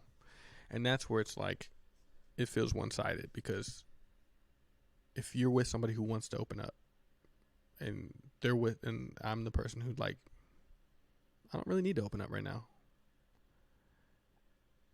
It becomes one-sided. And I learned about myself on that one, and I had to like, I'm still figuring out what that means in terms of like my relationships, and like maybe if I date in the future, like what that looks like. But it's something that's like, I don't know if I even want to change it. Like, it's so unnatural to me, and it's so just like uncomfortable to me. Like, honestly, a big part of me just wants to be like, yo, okay, I guess I'm just gonna stay single for the rest of my life, unless I meet someone who like understands that like I could be quiet for 6 months, and then I'll come through, make a random Vin Diesel joke, and then be quiet for another 6 months. Like, that's just what you get.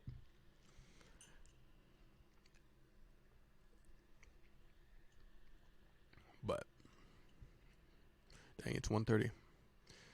I hope everyone's either getting some really good sleep, or hanging out, or staying cozy. I heard it's supposed to storm again tonight, at least in the Midwest, so hopefully you're all safe and hearing that distant thunder, and staying cozy.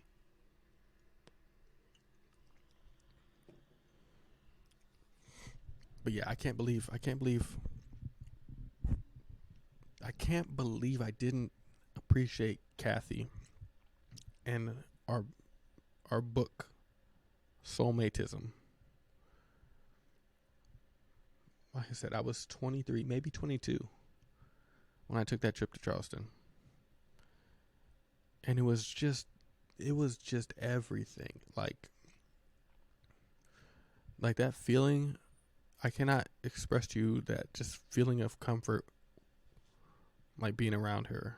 And then also that just like spark in my tummy when I was sitting at that restaurant, that bar, like looking out, and I saw them come in, and it's like I'm surrounded by strangers, and then I see people come into this bar that I had no intention of seeing, and it's like I recognize them, but I'm in a new place to me. It's like that whole thing was just like straight out of a rom com, and I'm like, then I end up having one of the best nights of my life up until then.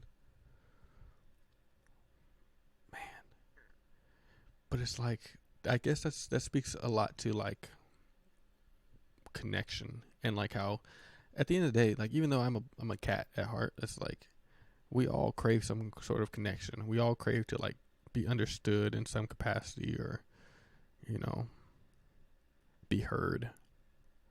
And it's like that was like a gift, like gift wrapped and put in a bow. Actually, hold up. Let me text my brother. It's his birthday.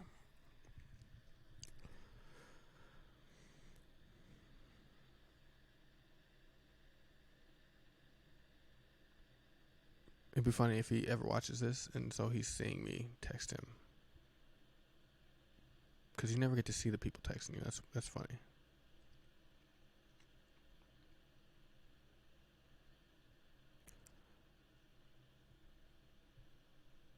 Okay, happy birthday, Nick! Exclamation point! Exclamation point! Exclamation point! Party bomb! Party bomb! Y'all remember Bomberman? One of these days I'm gonna stream some Bomberman. I feel like that'd be funny.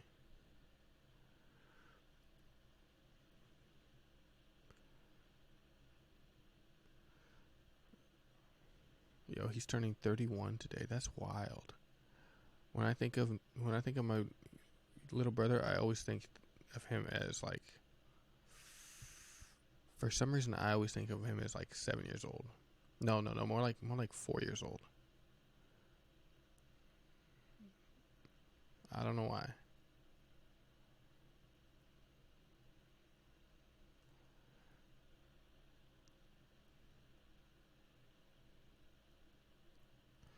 Confetti, dude with the little party favor, some pinata stuff. Okay, about 400 characters right there. Okay, send with effect. Should we do lasers or should we do balloons? Oh, let's do confetti. Happy birthday, Nick! So if anybody out there knows Nick, tell him happy birthday. It's his birthday today. That's my bro. Um,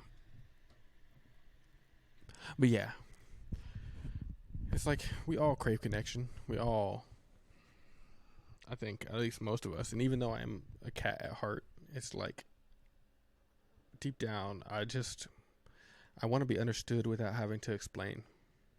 And that's the catch right there. It's like these days, like no one's a mind reader. You're gonna have to explain yourself.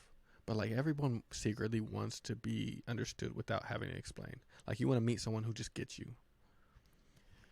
And like Kathy was one that like was as close as I probably come to like someone who just gets me. Where it's like we just we just think a lot the same. We just respond to things a lot the same. I think she's an introvert too, so it was like we kind of understood each other on that level. It's like, and you know how attractive it is to meet someone who reads. Like that is so attractive to me. Like someone who is like well read, or at least like who like likes to read books. Mm. Something about that. Like I think one of the most romantic things I can think of is like reading to each other. Like that's so like let me hear these words in your voice. That's I love that. I love that idea. Um but like she loved all the books I loved. She read all the stuff I read. You know, she recommended solid like things that like she was big into I can't remember how to pronounce his name, Milan Kundera. But I've read some of his stuff because of her, and I love it. Um, she was just one that like I I'm just disappointed in myself that I didn't recognize at the time. Like, and she had a really good group of friends. Like that was really cool to see. It's something crazy about like so you know your friends and your context, right? You know your world, but then to go halfway across the country and meet a whole different group of people in a whole different world with their own set of challenges and happiness, like that is really cool. It was like I literally was a main character in like a story and got dropped into being a side character in a completely different genre, completely different author, completely different like premise, right? It's like it's like I don't know if you guys watch Psych, but if you like dropped Sean Spencer from Psych into like an episode of The Vampire Diaries, and yes, I referenced Vampire Diaries yesterday, but you caught that too, so hey, that's on you. But it's like that where you drop like somebody in one context into a completely different context, and you're like, it was just really cool to see a bond like that I had no part of, no knowledge of, no thought of the history or anything. I didn't know anything about it. I was just like, these people are really cool together, and like they enjoyed each other's company. And I remember distinctly one of the first nights I met the friends. I think it was Bree. She rolled up, and like from down the block, I could hear music bumping. And as I got closer, I recognized like, oh, that's Justin Bieber. Like I could hear his voice. I recognized the song. I was like, that's definitely Bieber. And so that honestly the first time I heard that song, and it slaps. Like it's a real good song. Um Justin Bieber with that one album that he had where all the songs like that sound in it. One of the best albums. I'm probably gonna listen to that tomorrow after Juice World. Is like that the album that he had that was like I don't remember when he released it, maybe 2015. But like his best project he's ever done. Easily. Um yeah, shout out to Justin Bieber. You made a good album. But yeah, it was just really, really, really interesting to see a group of people my age with kind of similar interests just be so cool. Like, because I've known a lot of cool people and been friends with a lot of cool people, but that was always in the context of like me and my history and like, you know. But like there, I don't know anything. I'm just a spectator, and I'm just like seeing these people hang out together, and it's like that's so cool. It made me excuse me. It made me happy to know that like this existed. Like this kind of like friendship and this kind of love existed completely separate from me.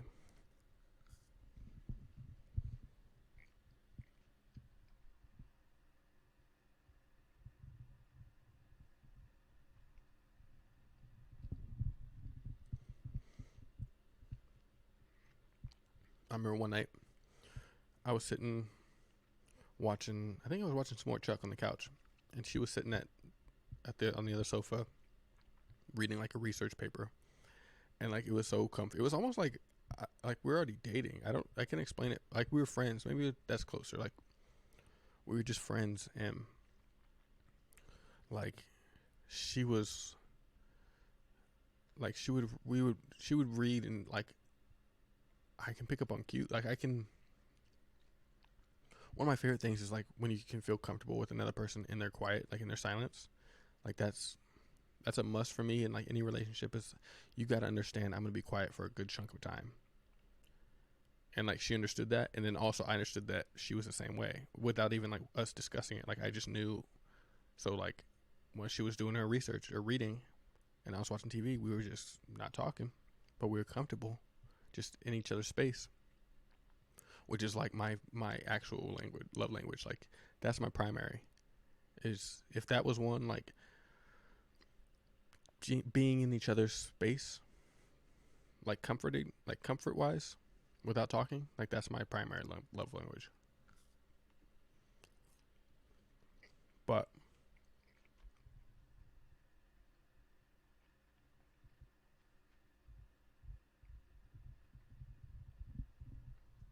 but yeah, so she'd be like she'd be reading her research, and then every once in a while she would like look up,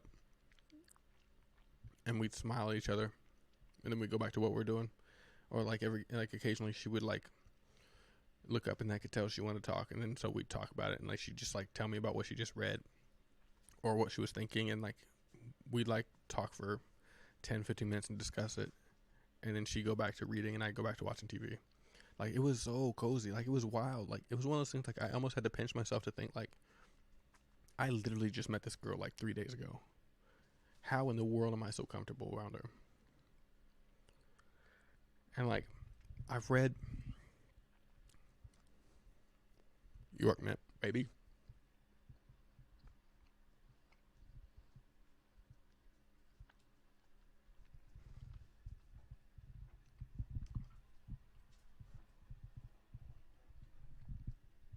Like I've read that, you know, and I don't know, I don't know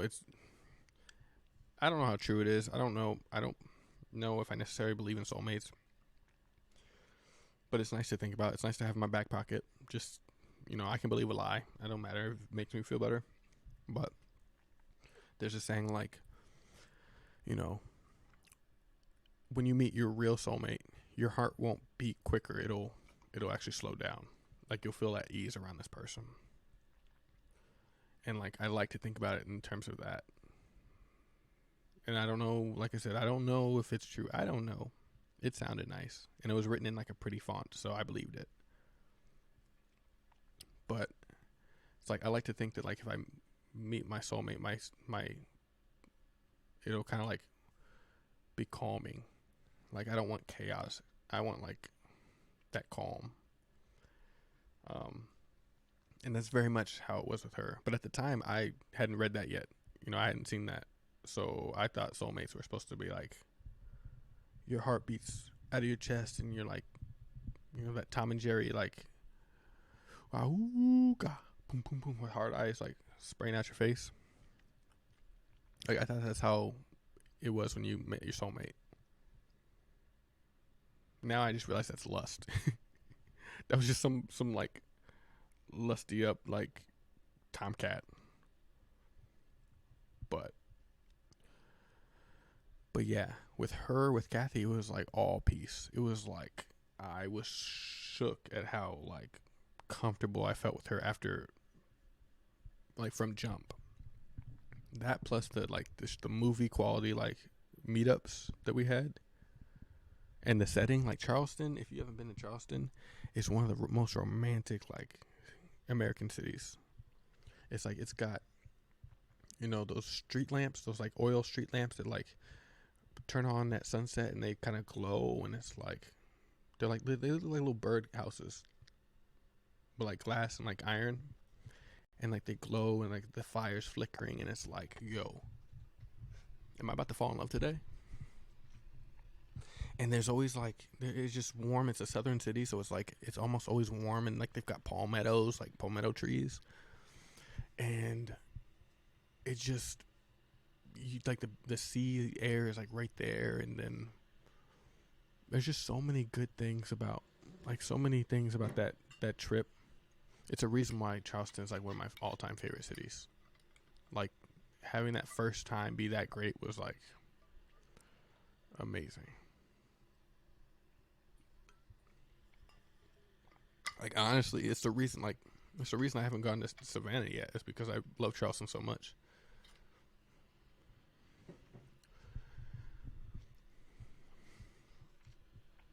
But yeah, so I don't know. We all just long for someone to get us to understand us without us having to explain. Um, but like I said, I'm in that era where like now I'm like really focused on A, myself, but B, like the love I already have in my life, like my family and my friends. Like, you know, I don't want to minimize that because I feel like a lot of time, me personally, like I'll chase that like romantic feeling, you know, and it's nice, it's good, but like it always burns at the end. It's always like, was it worth it? I don't know. I don't know.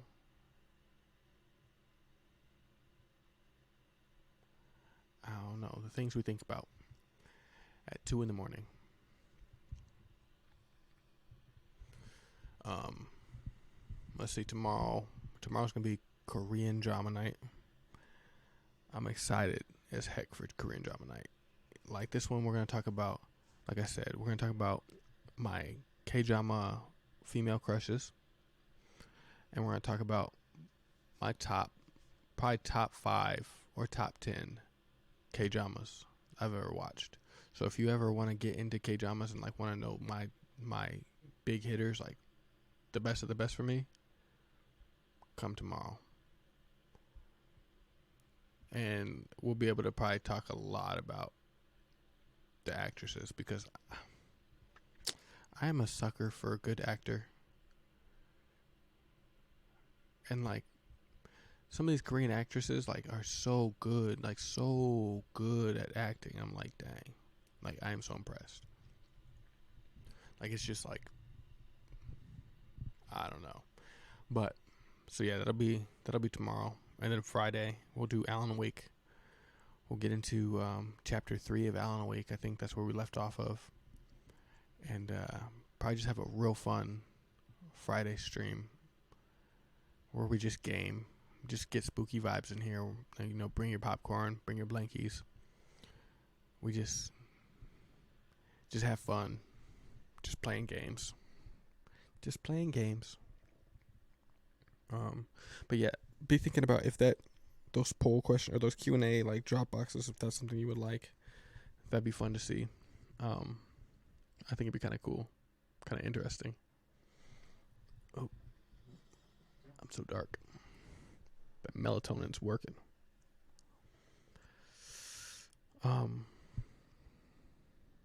But yeah, like I said, I end up just yapping,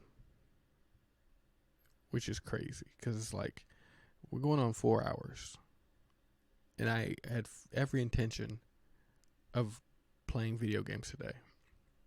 I was like, oh yeah, I'll just say hi for 15 minutes and then we'll get into it.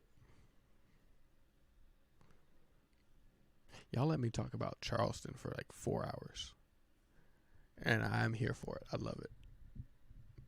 I don't know if we've learned anything at all, but maybe that's not the point. We just went there and just had fun. The what's this saying? The destination isn't the journey. The journey's the journey. The destination isn't the fun isn't in the destination. It's in the journey. There it is. That's what we figured out today. 100%. I'm excited. It's supposed to storm again tonight. And it's supposed to storm like right around the time I go to bed. So I am even more excited. Because a lot of times I'll sleep through it and it's like, what's the point? What's the point? If I sleep through it, it's like then I didn't even know it existed.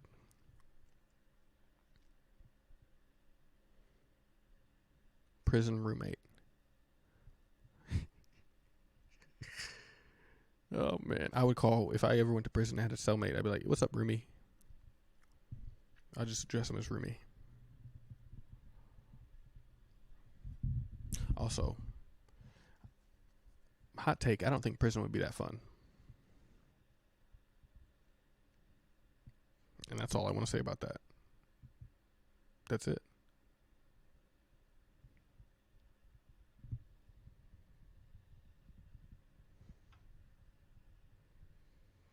So yeah.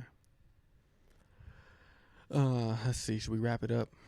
Probably wrap it up here in the next 15 minutes. You know, because I left off in a really good spot in my K drama. And my brother made some wings. My brother made some chicken, so I'm excited to eat some chicken with some buffalo sauce and watch maybe 2 episodes of this Wedding Impossible. Like I said, it's popping off right now where like they're about to find out he's gay, and like we gonna see what shakes out. Because I think what they're naturally doing in this one is like they're angling you towards like the brothers, the girl, the main girl, and then the little brother. Like that's where they want you to end up, like with your heartstrings. And like I'm not there. I'm like, honestly, okay. They make it okay. The side girl, like not the side chick. There's a woman in this who is like kind of, she's a family friend of the 2 guys, right? And she really likes the younger brother, right? The younger brother is falling for our main girl, but this other girl, she loves our main guy, and she is gorgeous, and she's funny, and she's brilliant. Like she's just like a total catch, and he's just like doesn't even. She admitted that she likes him, and he just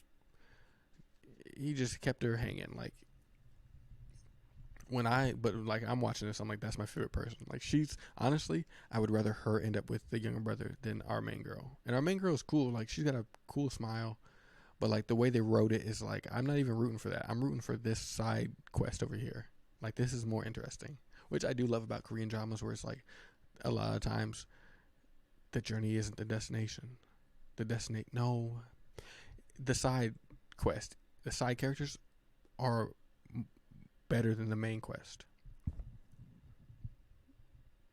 So it's like that's in the case in this where it's like the side characters, I am more invested in like her and her relationship with our guy versus our actual main girl and the main guy. Like it's wild.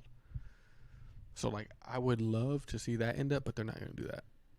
There's no point. That doesn't make sense. I wish it was though. I wish it was.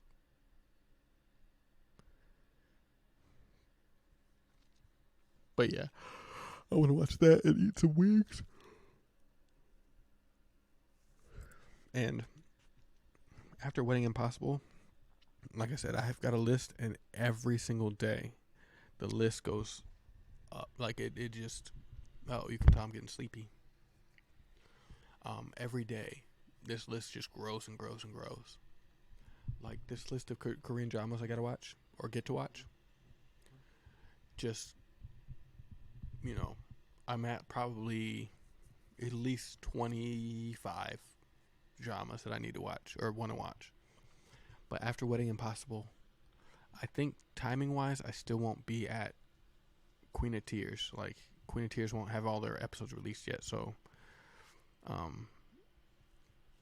I'll probably need to find one more Korean drama before that. So if you've got any recommendations, please leave it in the box on my Twitch page. I'm thinking, I don't know. I kind of want to finish I Love You. It's a J drama, and if you haven't seen that, it's on Netflix. I think all the episodes of season 1 are out right now. That one is adorable. Easy watch. It's an easy watch. It's a good one to binge. But I watched the first half, and now I gotta watch the second half, and so I'll probably watch that. And then honestly, I'll probably need one more because I burned through Korean dramas. Like I burned through them like quickly. Um, but yeah, let's see. I'm gonna go through my list right now, and we'll see what's on my Korean drama list. If you hear my puppy, he's whining because he wants to all my attention. Okay, so we got Legend of the Blue Sea, See You in My 19th Life, Be Melodramatic, Jinxed It First, Strong Girl Namsoon,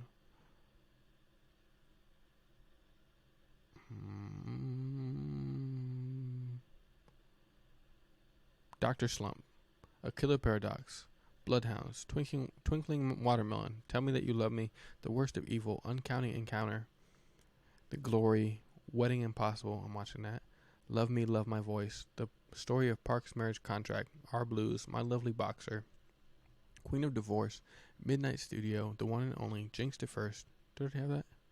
Yeah, I already have Jinxed It First. Fan Letter Please, Call It Love, Happiness, May I Help You, Crash Course in Romance, From Now on Showtime. I Picked Up a Celebrity on the Street, The Veil, Hospital Playlist, Happiness, Parasite the Grey, which I just watched, A Piece of Your Mind, Lovely Runner. Yeah, so however many that is, that's what I got on my list so far.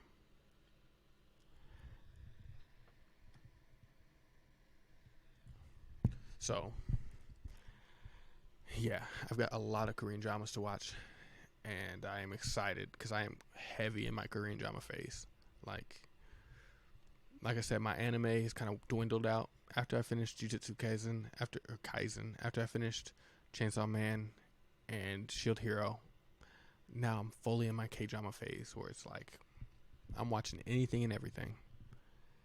So I'm really excited. It's like they just hit a specific nerve.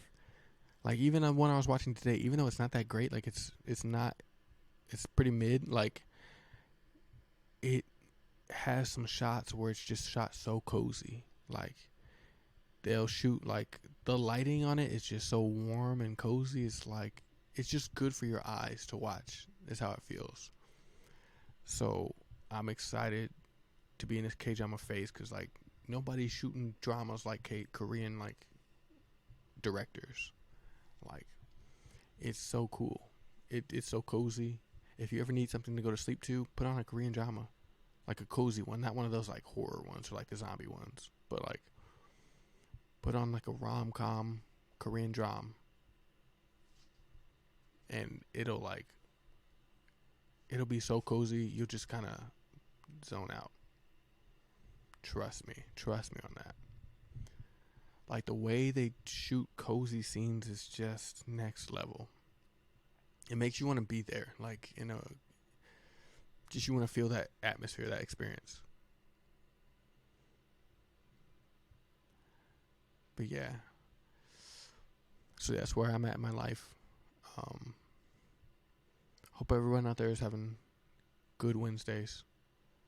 I guess it's Thursday now. Thanks for everyone coming through. Thanks to Press for chatting in the Juice World recommendations. Thanks Pav Octane, POV Octane, Povo Octane. Hopefully one of those was right. Thanks for joining the family and welcome.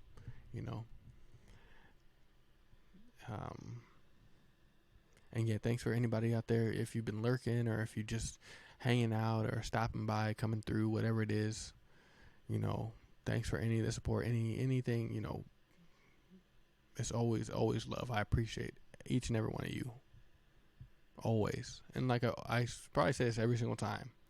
So if you watched all these, you probably heard this, at least 4 or 5 times now. But like, even if you're just out there lurking, that's perfect. Like I'm a lurker when I'm on like streams. That's all. I lurk because I don't like interacting with chat. But like, I still, that's my way of supporting. So if you're lurking out there, bet. Like I appreciate you too. We gotta show more love to the lurkers, because that's you just as valid. Hopefully hopefully the sound of my voice in your space or wherever you're at in your headphones, whatever. Maybe hopefully I made you laugh a little bit today. I know we kind of talked more about memories and stuff. Like, I guess you got to come through on Topic Tuesdays for the laughs, because like I feel like I really can get it when we're like talking about random topics, but like when we're talking about memories and things, it's more like I'm just telling stories. And maybe that's fun. Maybe people like that. I don't know, but I like talking about stories. And like I said, some of these things, this is the first time I'm telling them. Maybe the first and only time, or maybe I'll tell them a bunch. Like sometimes I forget what I said already, and then like, so like, if you go back and watch the VODs, like, just be kind. If I've already told this story, just skip ahead, and that's fine. But you got to remember, it's also like 2 a.m. here, so it's like if I've told a story before, it's a good chance I'm not gonna remember what I did, 3 weeks ago. But a lot of these I know I haven't told before. And I know I definitely haven't told names, so. But yeah. So, hey puppy, you wanna come up? You wanna come up? You can come up by me. Come up. We're almost done. We're just chatting. All right, you gonna sit like that? Butts out? That's fine. So yeah, thanks for coming through. Thanks for joining. We're just kind of winding down right now. What's everybody's favorite way to wind down? Like, what's the way to like chill out for you? My favorite way is to take a warm shower or drink some hot tea. I'm such a grandma. Like, those are my favorite ways. Also, you know what's a good mood is Sunday nights when a Ken Burns documentary comes on PBS. Have you ever had that? Like, if you know Ken Burns, like, he's the documentarian who like does a lot of like really, really interesting, like, he pretty much invented the style of like documentary work. Not he didn't invent documentaries, but he invented like a specific like way to shoot them, and to tell them. And like, he's one of my favorites, and I watch like almost anything he does. But I remember there's this Sunday night in the summertime, me and my brother, my older brother, were like, I think it was like late spring, early summer, like a Sunday night. I don't know why it was just the two of us, but one of those documentaries came on. I think it was like Jazz Age or like Prohibition or something, and it came on, and we both just like sat there and just watched it like for like 3 hours, like, and it was like the most cool, like, calm vibe.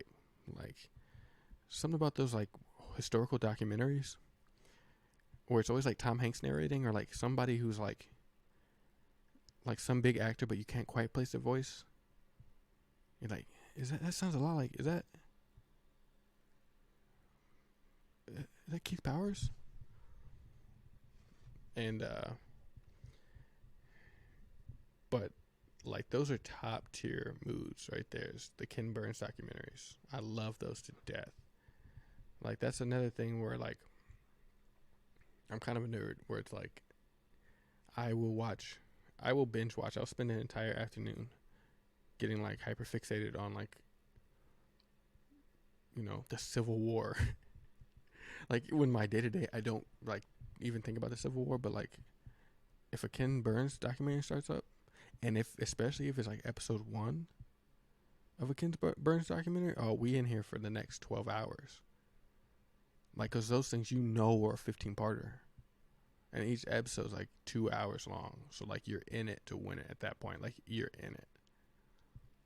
But like, it's done so well that it's so captivating. Like, I've never been able, it's one of those, like, if it's on, it is almost impossible for me to change the channel. Like, it's just so captivating. And it's weird because there's not like very many moving pictures. It's like not very like visually stimulating, I guess is the word or phrase. Like it's the opposite of TikTok. It's like long form, slow moving narration with like pictures that all they do is just zoom in. But like the stories are told so well, and the narrators are so well, and the sound effect, they bring it to life so beautifully that it's like you just look up and all of a sudden it's 1863 and you're like, oh dang, I really need to know how this former slave gets out of this situation. And it's like, I don't know. It's so well done. I love a good Ken Burns documentary. That's one of my ways to like wind down to, is just kind of, it doesn't even feel like you're learning, but you're learning. It's like weird. It's like so entertaining and so engrossing, but like it's like it's so, you get so well informed without, it's like you get almost like unintentionally informed. Like your main goal when you're watching that is not to learn things, but like you learn things along the way. The destination isn't the journey.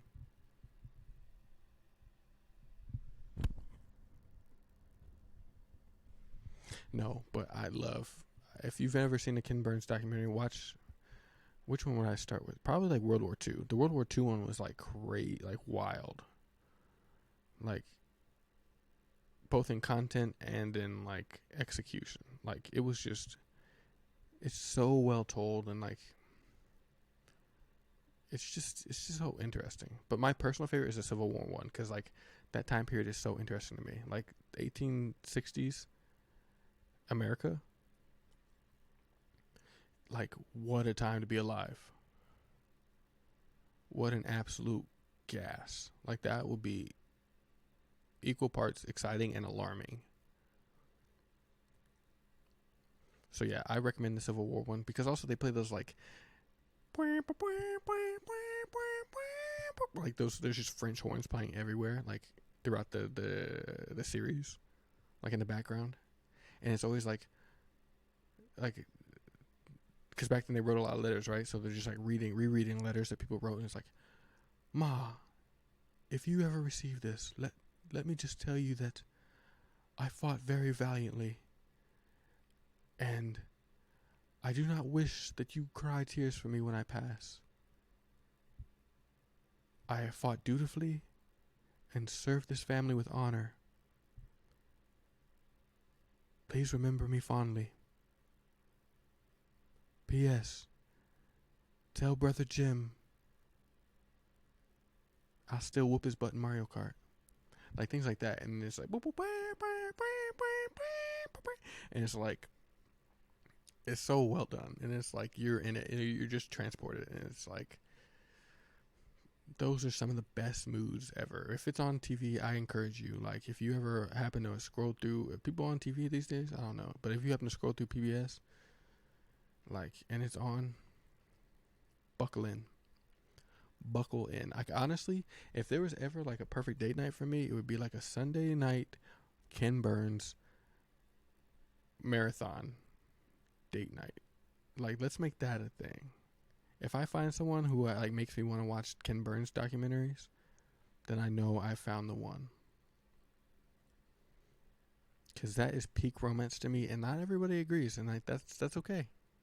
That's okay, but like that, then I still gotta search. I gotta find my one, my person, because that sounds so lovely. Honestly, I want to go watch one now.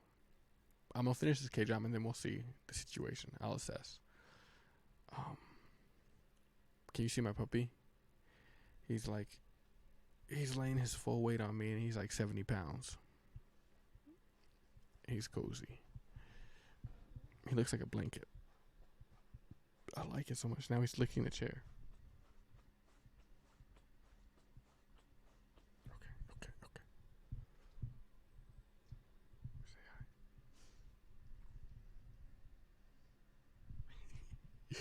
Does he show up in every one of my streams? I feel like this is like the third night in a row where he's come up.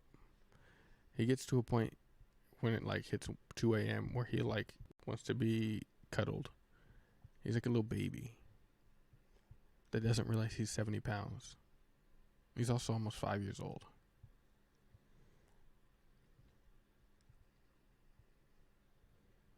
He's a scene stiller too. It's like you see his face, you don't even pay attention to me. You probably missed that whole thing about Ken Burns because you were paying attention to him. I know. Same. That's okay. They also do he did a Prohibition one that's really interesting. It's not quite as good as the war ones, but like it's still really crazy that was a part of our history. He did one about baseball, which is really interesting. The Ken Burns documentary about baseball is more exciting than baseball. Like that entire series was more captivating than any baseball I've ever watched in my life. And I've seen like 2.5 games of baseball. Sorry, 2.5 innings of baseball. I've seen 2.5 innings of baseball. And let me tell you, not it. Not it at all. Not it. Baseball is like the crossword of sports. It's like people tell you they do it, but like you're not going to be friends with them. Like if someone tells me they did a crossword, I literally don't know what to do with that information. I just know that I don't want to talk to this person anymore. If someone tells me they watched baseball, I'm like, I guess we can't be friends.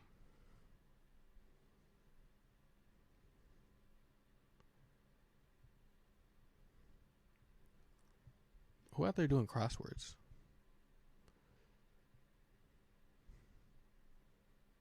People still doing Stoku? That was a thing. That was hot for like 9 months. We had to you line up numbers and they had to add up to that. This I don't know. Was it they added up to something or like they had to fill the slots of their respective? I don't know. It looked too much like a crossword, so I didn't do it.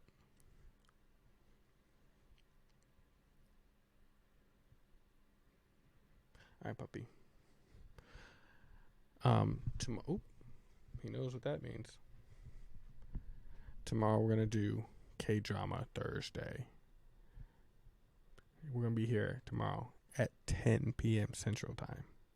So whatever that is in your time zone, we're gonna. If you're interested in Korean dramas, that's what we're gonna be about.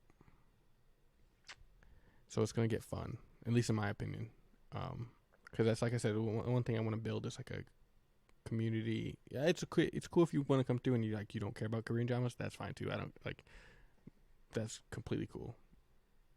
But like, it would be a dream to me to like kind of build a community within a community who like enjoys Korean dramas.